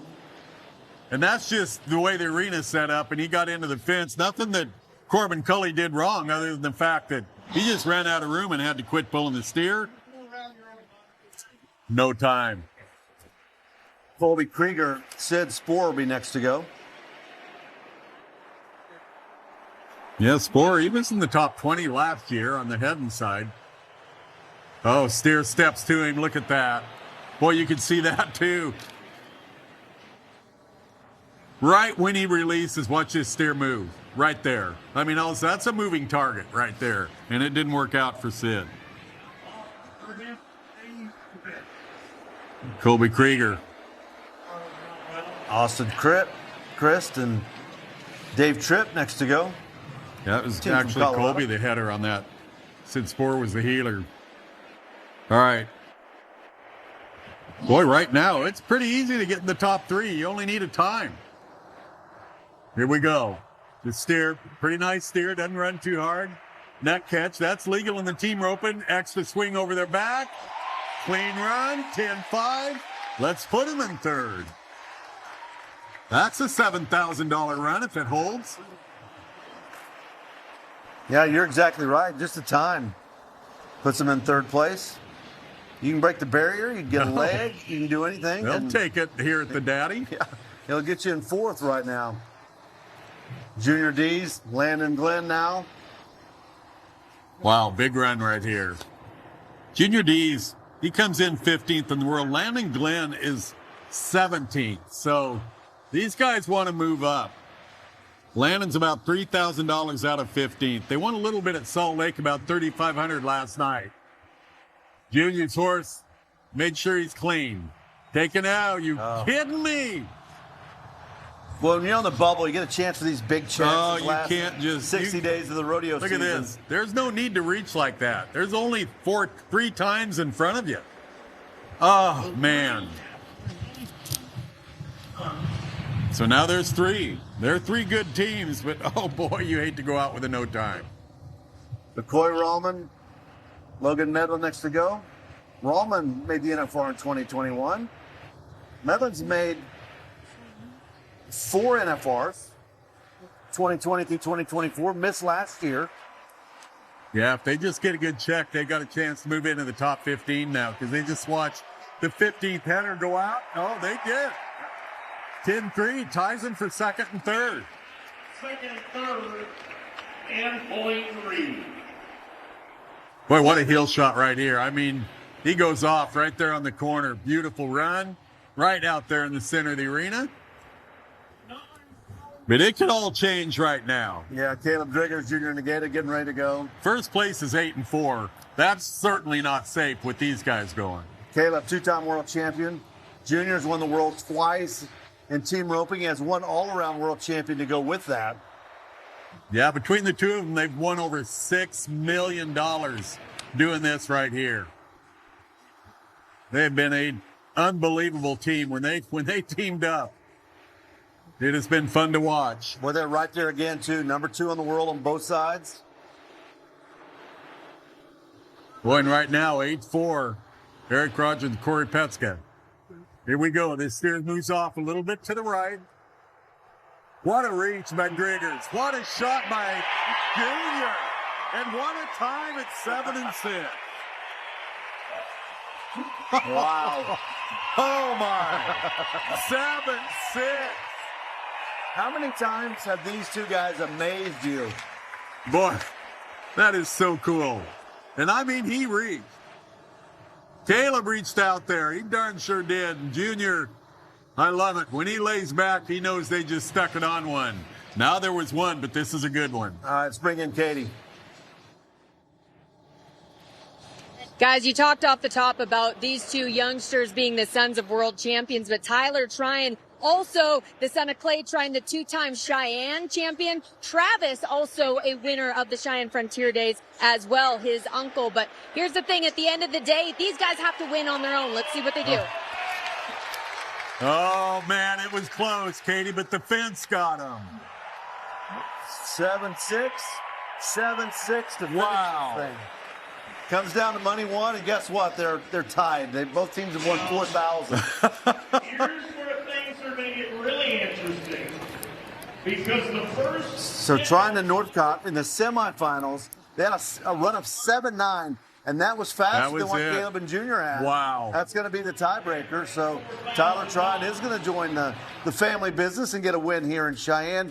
Nikki Northcott is partner, so 7-6, 7-6, 8-4. Those times at the top were amazing. How about that? A 7-6, 7-6 finish. Here's Katie. Well, once again, it all came down to a tiebreaker at the daddy of them all. This time, times 2. When we had 2 7.6-second runs, first they took it back to money one before this short round. They were still tied, so they went back one more step to fastest time in the semifinals, and that meant that Tyler Tryon and Nikki Northcott became your champions. Guys, what a nerve-wracking way to win a title here in Cheyenne. Oh, it's something to win it like that. You don't know how tiebreaker's going to go. Like I told you earlier, if it was off standings, you know Caleb and Junior are always going to beat you in that. But glad we got the win and worked out. It is so exciting to watch you guys just continue to win. But this is something that you two have dreamed of for a long time. Yeah, I mean, it's the coolest rodeo there probably is, and I'm just happy to be here. And, I mean, it's a tough rodeo. I mean, me and Tyler, we've had trouble staying tucked in this week. That's how tough it is. So, you know, that's just how it goes. And you guys were kind of joking. You got a little bonus, but in the perfect time, right? Yeah. Talk us through that run today. I mean, steer was great. We drew good all week. Tyler's horse is fast, and I heeled him decently fast, I guess, second jump, and it was just fast enough. Yeah, what a great run you guys put together today. And you've talked about it, Tyler. That Palomino horse is the fastest horse you've ever ridden. Definitely the obvious choice for Cheyenne.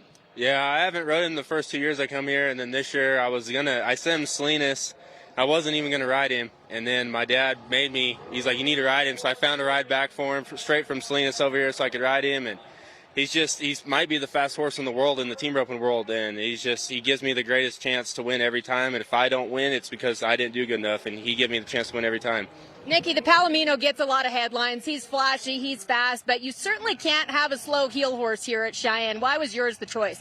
Mine just reads the turn good, and he's not going to run by no matter what. And he's probably medium speed, but there's no heel barrier over here, so that helps. You did a great job, and I think so many times for kids like you, second generation, third generation kids, there's so much noise. Every time you back in the box, this is the son of, this is the grandson of, the nephew of. How do you push all that noise aside and just focus on you and what you can do?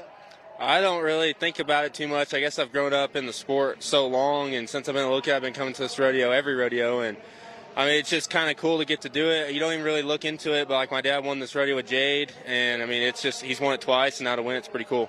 You guys are carrying on the legacy, but they're also forging their own paths in this rodeo world. Well, we kick things off with Andrea Busby, former average winner at the National Finals Rodeo. Yeah, she comes in 41st in the world standings, but she's really only about 27,000 out of the top 15, so it's mathematically possible for her still to get to the NFR. First out on top of the ground, she needs to lay one down. The fastest times we've seen, I think, are like 17:37, 17:83. That's a very good run. So Andrea gets us started. Laura Lee Ward, Colorado Cowgirl. Not in the top 50.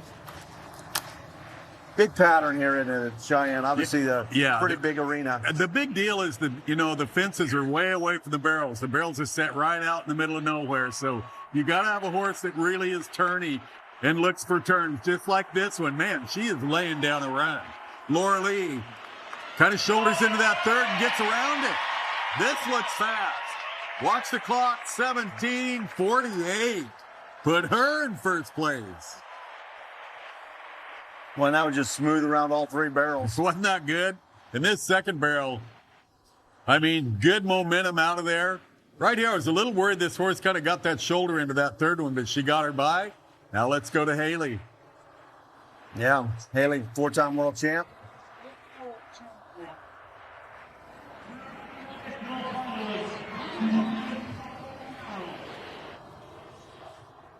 Wow. I watched her in her first pool. That was the toughest pool of barrel racing, I think, of all week here at Cheyenne.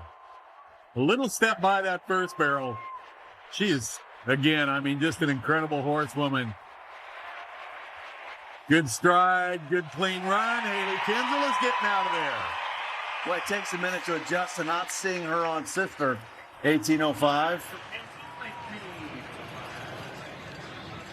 Leaves her in third. Another look at it. Great second barrel. I mean, that's a very nice run. That shows how tough it is. Now let's go to the veteran Jana Bean. Great trainer.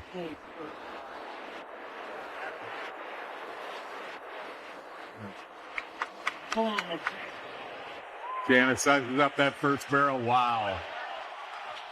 Great turn. Watch this horse. Just that inside shoulder. Maybe a little hesitation coming off that second turn. Is it enough to make a difference? I don't know. That was a quick third.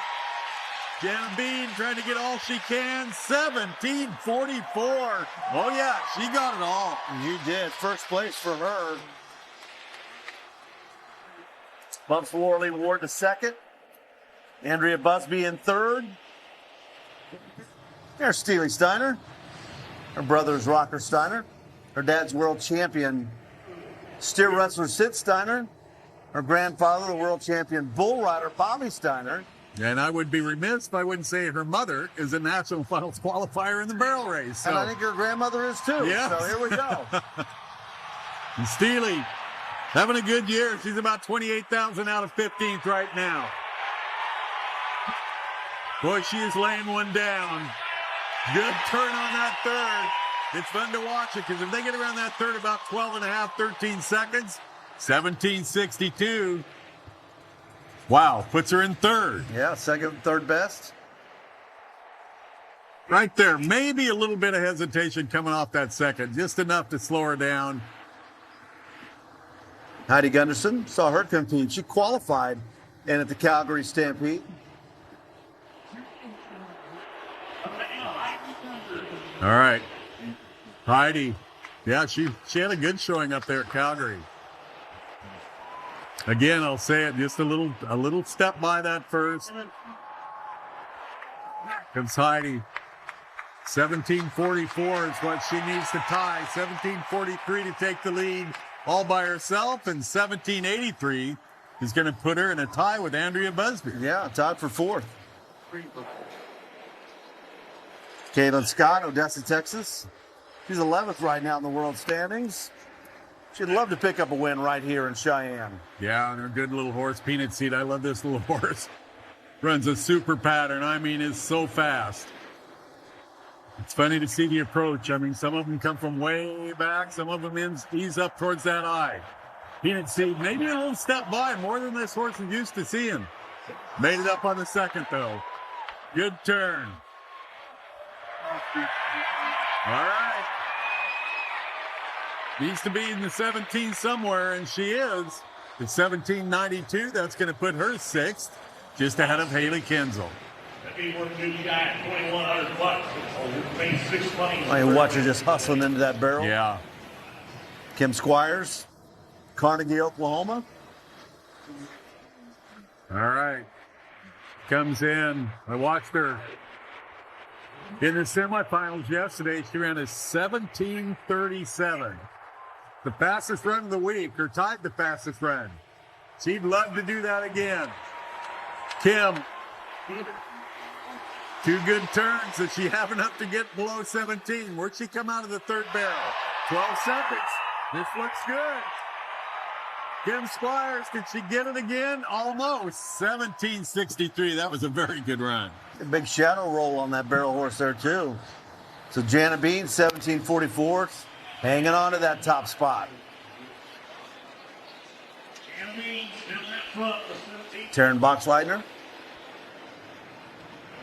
4 cowgirls remain. Man, that 17:44 is looking pretty solid.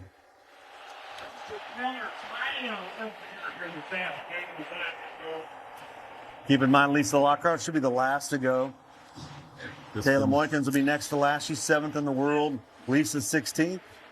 Spotlight right now, though, on Boxleitner.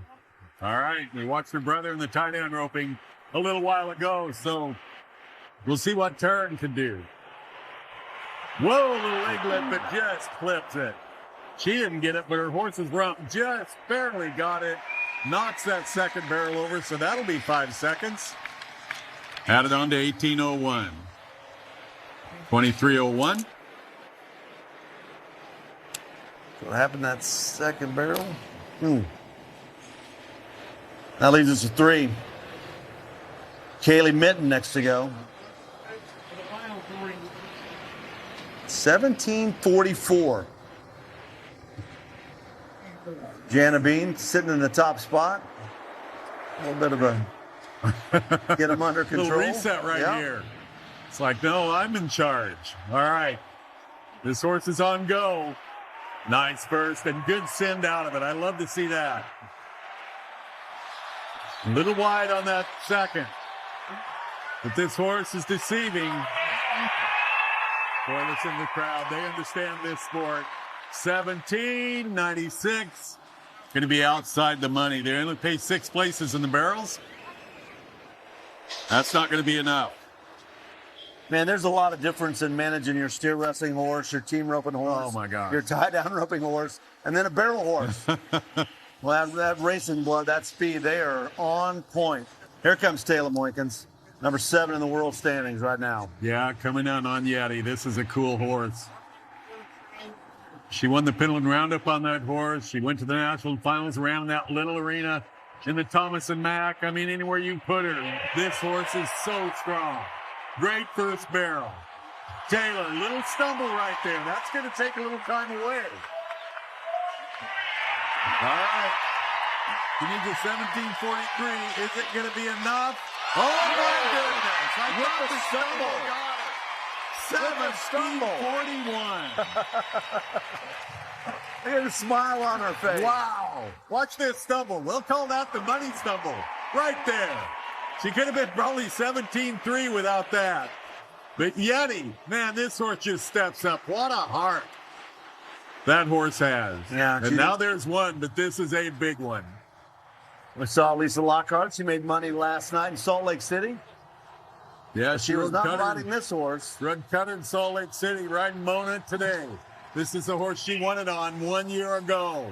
Lisa Lockhart. Everybody loves Lisa. Oh! That's the only thing. Mona will get a little close to the barrels once in a while. Now she's hit too, so man, oh man, it's so much fun to watch her. And she's so disappointed.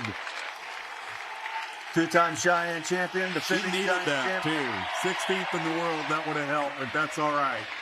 Yes. 1764, she loped out. Yeah, wow. Yeah, literally loped out.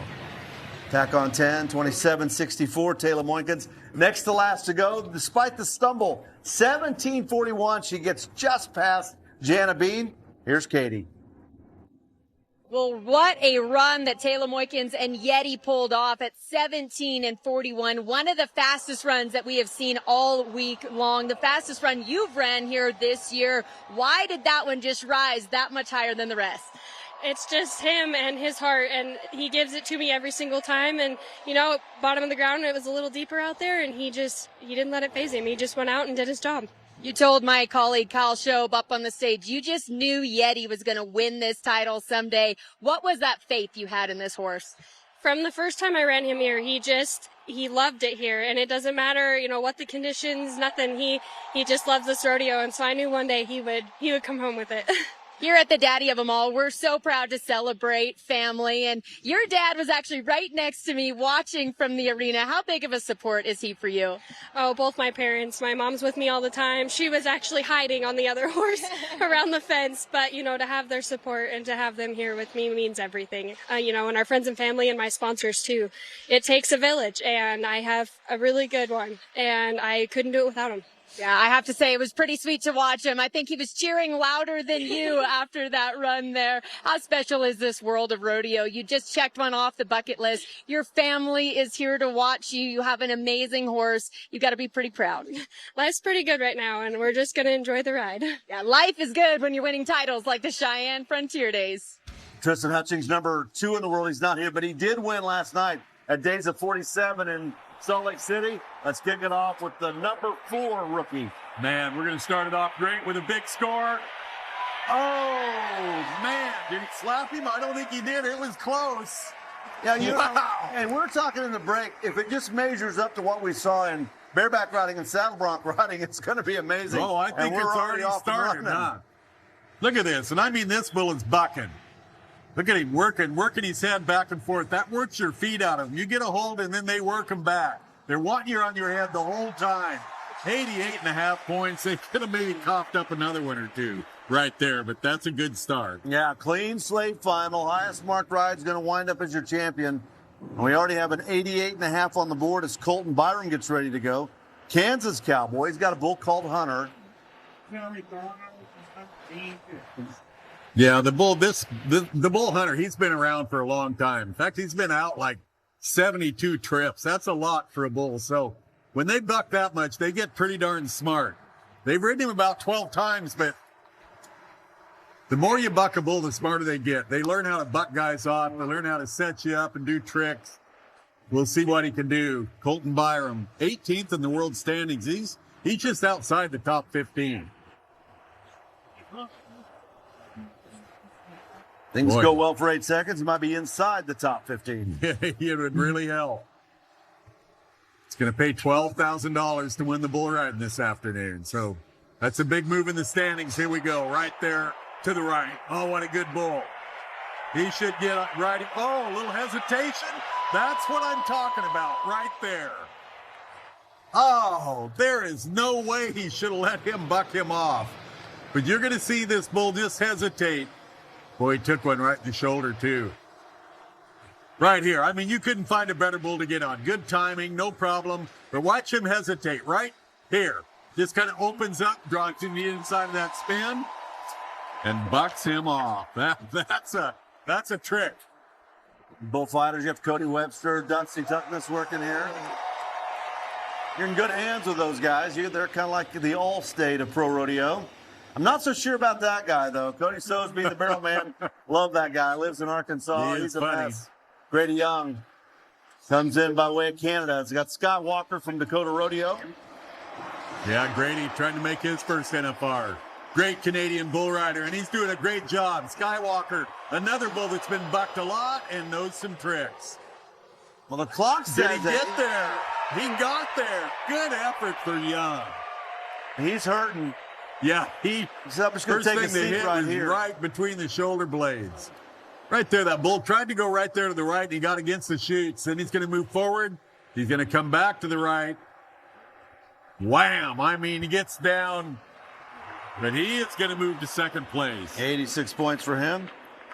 When you go over and have a seat right there in the chutes, that's not the cleanest place in America.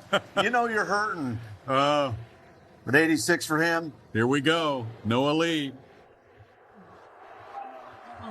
Man, he is something to watch. Quinn Anderson was 92.5 on this bull in an earlier round here at Cheyenne. So this is a great chance. That's the only ride they've had on him for the last 5 hours. But they just had it the other day. Noah Lee. Number 1 in the Resistol rookie standings. Number 1 in the world. Tristan Hutchings, number 2. Got a big check last night. 18 years old. Little look left. Oh, you're kidding me.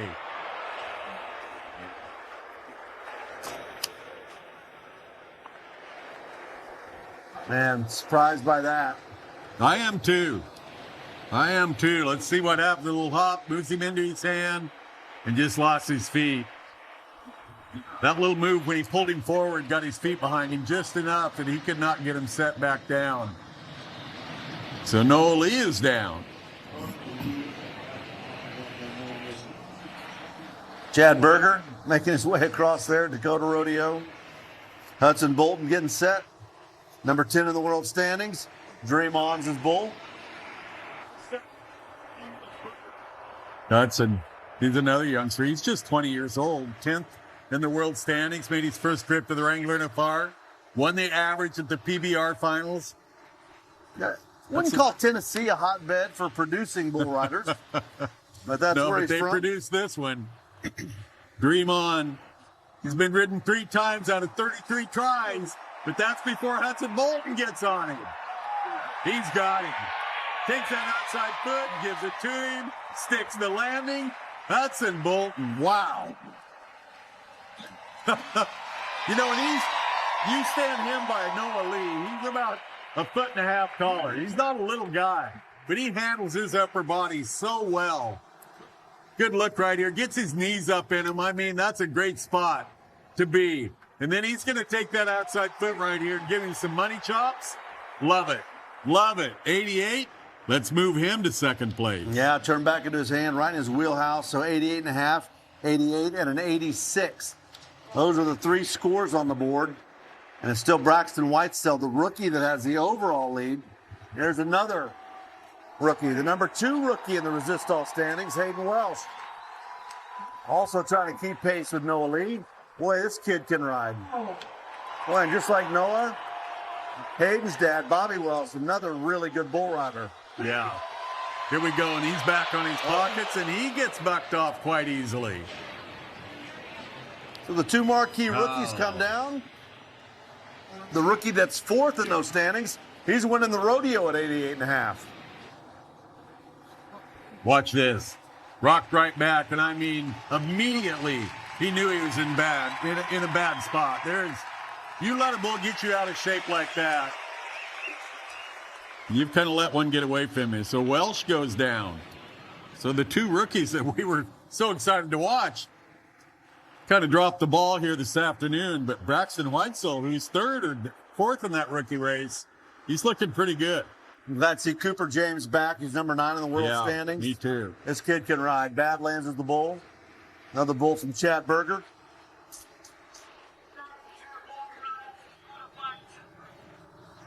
Cooper James made a trip to the NFR when he was 19 years old. He's only 21. I mean, he's just a youngster himself. But I like it. He's been on a roll. We watched him at Calgary. Made a good showing up there. Rode a lot of bulls. And I mean, definitely definitely showed up, and he's riding as good as ever right now. It's good to see him back and riding good. Yeah, in 24. He finished number 3 in the world standings at first NFR. Won $212,000 at the NFR. Put on a show. And bucked off in round 10. Would have had a chance to maybe win the world, but would have won a whole lot more money if he'd made that whistle. He's kind of like Hudson Bolton, too, Jeff. He's a bigger guy. Yeah. He's not a little bull rider. He's big. Oh, man, this bull's electric. Oh, Cooper James comes down. Maybe his size hurt him a little bit on that one. Kind of beat him around the corner, and when you get beat around the corner, and that bull bucked, though. Wow, what a good bull. Another look at it, away from his hand. Just kind of lifts him up. That inside foot comes up, and everything comes up the outside. Great job by our bullfighters. We haven't even mentioned them. They've done such a great job all week here at Cheyenne. They buck a lot of bulls in this arena. And Webster, Douglas, those guys are as good as there's ever been. Clayton Sellers is next. And we saw Clayton last night in Salt Lake City, kind of roughed up just a little bit. Hopefully he got a little bit of rest as he made the trip back over here. See if he has some better luck tonight. Yeah, he comes in. He needs to make a move. He's 25th in the world, and he's about 30,000 out. He's going to pay 12,000 today. He won about 4,300 last night, so he can get half of that 30,000 right here. Sellers.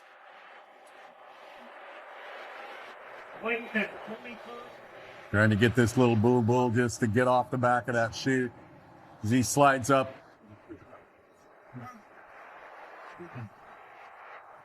Clayton Sellers. This could be a big ride for him. Here we go. Good seat. Don't get over there. You're kidding me. Oh, man.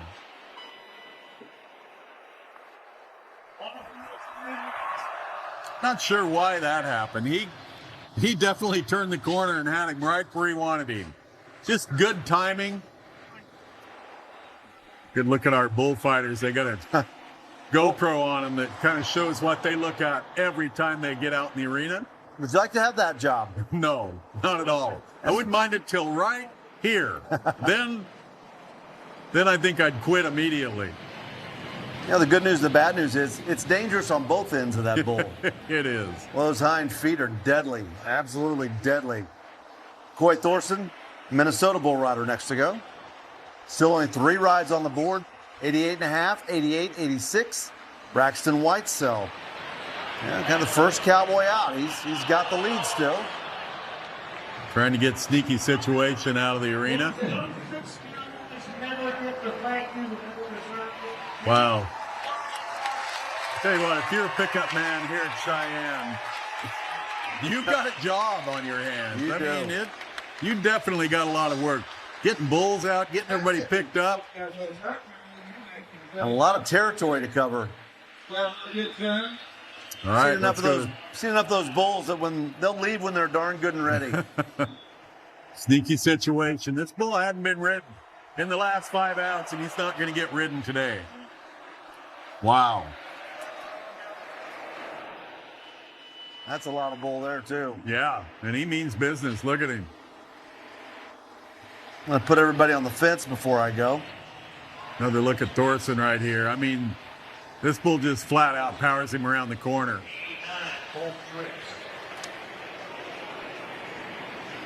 Now we have 3. Yeah. Brinson Bartlett next to go. He's on deck. Hometown cowboy from Cheyenne, Wyoming.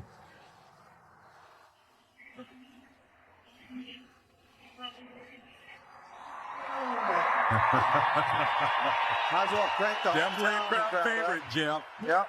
You know, he's picked up $5,350 in the previous round, so he may be from Cheyenne, but he definitely knows how to ride bulls.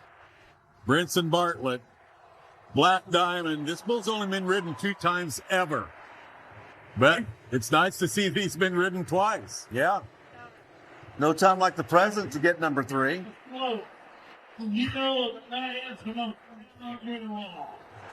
Boy, sometimes it's the hardest place to make a ride in your hometown. Brinson. Get ready for the sound. Well, understand this. He can't Getting the final pull on that rope. So he brings that tail across.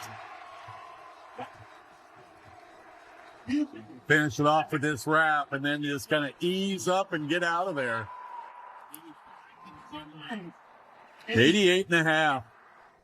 The rookie, Braxton Whitesell, is looking pretty good right now. With 3 guys left. Here we go. Right there, waiting his hand. May it slap me. Yeah. I see the clock stop. Oh, that's too bad. He was going to absolutely bring the house down. He brought it down anyway, but they're going to really bring it down when they hear this. Oh! That is a tough call to make on a hometown It is Cowboy. so hard. It didn't help him ride the bull at all, but... Oh, man. He slapped the bull at 2.4 seconds. Wow, what an effort, though. Look at this right here, and it's a pretty good slap. Like I say, it doesn't help you ride him at all, and then he does a great job keeping up and keeping moving over there. This bull flattens out, kind of big empty jumps, keeps on his rope. I mean, a great ride other than that one little problem with the free arm. Tip your hat to him. That Cheyenne kid. He can ride bulls. That was good. Only 3 qualified rides, 88.5, 88, 86. You kind of wonder, if the time for that rule is come and gone, because the bulls today, you can't help yourself at all You with should that be able free to arm. ride him two-handed if you could. Yeah, exactly. Luke Mackey's got Tiger King, another Chad Berger bull. Yeah, Tristan Hutchings was 92 the other day on him. Here he goes, right around there. Luke Mackey, the Colorado kid. We're going to see another qualified ride, Mackey. There we go. Is it enough to be 89? That's going to see what they're made of. What a year for him. Number 6 in the world standings, too. Yeah, he's really having a good year, isn't he? And Colorado kid's doing everything. He's not that far from the Colorado border. No. 90 points, by the way. And he's just 20 years old. Not like he's an old man bull rider either. No. And right now, he is winning the daddy with a 90. Good job. That bull kind of moving forward in that spin, he made him look easy. There's a little more to that bull than he made him look. That's good. 90, we'll take it with 1 left. We've seen the 2 most confusing names in rodeo last night and also today. Tyler Buck Calhoun. Is it Tyler or Buck? And then you got Colorado Kid Mackey. Yeah. We'll call him all of them. Is it Luke or Colorado Kid? He's winning either way. Luke Bond. I'll tell you what, this kid from Klamath Falls can ride. Get over there, Luke. Good job. Way to recover. Luke Bond. Now what are we going to do? When we did the Denver Stock Show and Rodeo, Luke Bond was in the short go there. And it's like, he's from Oregon. I have not heard of him. And, he just kept riding and looking good and looking better. Luke Vaughn, right down there. 88 points put him in 3rd place. So Lane Vaughn is going to get a big win here at Cheyenne. 88 points for him. Whitesell had the lead for a long time at 88.5. And 90 points for Luke Mackey, our rule first leaderboard. Look at that, 90 points for Mackey.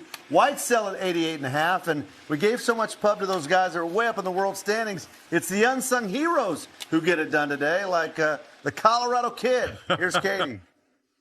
The Colorado Kid gets the win in Wyoming. You're out of breath still after that big victory lap. Luke, what goes through a guy's mind when he is running around a grandstand like this with thousands of fans cheering for you? Oh, it's just a blast. Here with all my buddies. We've been here for a week camping out, and I didn't know when I was going to win something, but didn't do too good at the Extreme Bulls, and then finally I drew something good, and it was a blessing to have a good bull today. The daddy of them all, and to get it covered. Yeah, let's talk about that good bull, Tiger King from Dakota Rodeo. How did you match that bull jump for jump? It certainly wasn't easy. Yeah, no, we seen T. Hutch ride him the other night in the Extreme Bulls for 92, so I knew if I rode him, I'd be a lie. And Chad told me just stay hustling with him before I nodded my head, and I knew it coming from one of the best. So it was just a good matchup and really good bull. You represent the next generation of bull riding greats, but you mentioned it, getting to sit on those benches in the locker room and look at all of those greats of the past. How special is it to know that your name will be etched on those benches now? It'll be cool because my little cousin, he's coming up, and he's 15, but it'll be cool when we are traveling together and I'll be able to show him my name on the bench, and even just everybody that comes to Cheyenne will see it. And we're just talking about it would be so cool to have our name on it because we're all sitting there and we don't really know. We know them, but only person we know that won it last year was Quinn, so we thought it was cool. So look out, Rodeo World. There's more bull riders in the Mackey family. You also told me this win is extra special. You've never won a buckle, never won a saddle in the PRCA. Now you get one of the most historic and iconic buckles. Does that make it all the more special? Yes, ma'am. I'll probably take the buckle. And my grandpa, he trains a lot of horses, and he used to haul me. He still hauls me to this day, and I know he'll like that saddle a lot more than me, but he'll probably try to be riding in it Monday, but we'll have to hold him back. Hey, I love that. Well, all that's left to say is congratulations. We've now crowned our final champion today at the 2026 edition of the Cheyenne Frontier Days. What great champions today. We talked about the money that was up for grabs in Salt Lake last night, the money up for grabs in Cheyenne today. That's going to rattle the leaderboards and the world standings basically tomorrow when you get online and check all those out. Of course, the other thing that's big here, too, is winning the all-around title at Cheyenne. For more on that, here's Katie. Well, one of the most coveted titles in rodeo, of course, is the all-around title. And the man next to the 2026 all-around buckle this year is Cole Aguirre. What an award. You truly battled for this win. You qualified for the semifinals in the team roping, made it through to the finals in the tie-down roping. How much were you running and gunning all week long here in Cheyenne? Oh, this rodeo is pretty full contact. I mean, every event, you know, the competition's unreal. The Cowboys that come here, and then, you know, the circumstances aren't the easiest. They're not, you know, the most typical setup.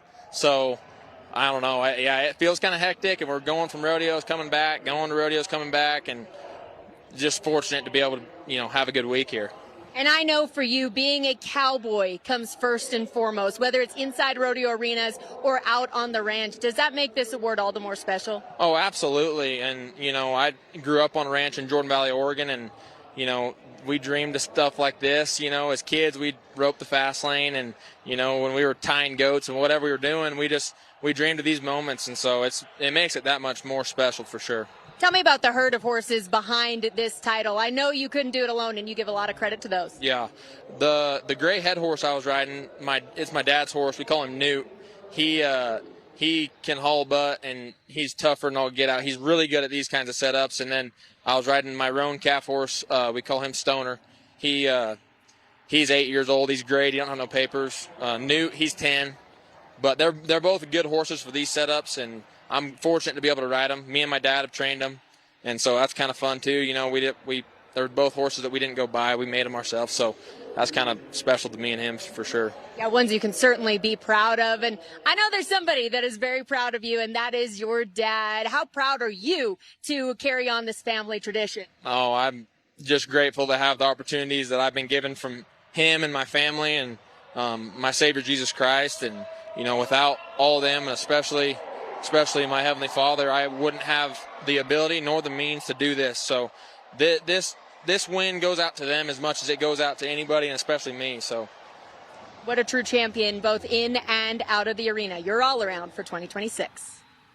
Man, I tell you, you're a little bit breathless. You come in here, you saddle up, you get ready for the daddy of them all. It did not disappoint today. No, it didn't. And, you know, for the contestants, the winners, the losers, whatever you were at Cheyenne, the season now just clicks over. All of a sudden, it's going to be fall. We're going to be up in the Northwest at Ellensburg and Pendleton, and there's some huge rodeos coming. So, you know, you can't rest on your laurels too long. You got to go keep moving forward and trying to get to the national finals. Yeah, hard to believe. Later this week, you will see August 1st, and you get into the last 60-plus days of the pro rodeo regular season. There's a lot of drama. There's going to be a lot of disappointed Cowboys that wind up outside of the top 15 when September comes to an end. And, of course, always exciting to see who's going to head to Las Vegas and who's going to contend for those world championships. Oh, man, we're going to see a lot of movement up and down and in and out. But, boy, what a great day here at the Cheyenne. That's as good of short go as I've seen. I mean, tip your hat to State Smith and everybody here that brings so much great stock. They give everybody a chance to win. What a rodeo weekend, and Butch and I were thrilled to be a part of it. It was Days of 47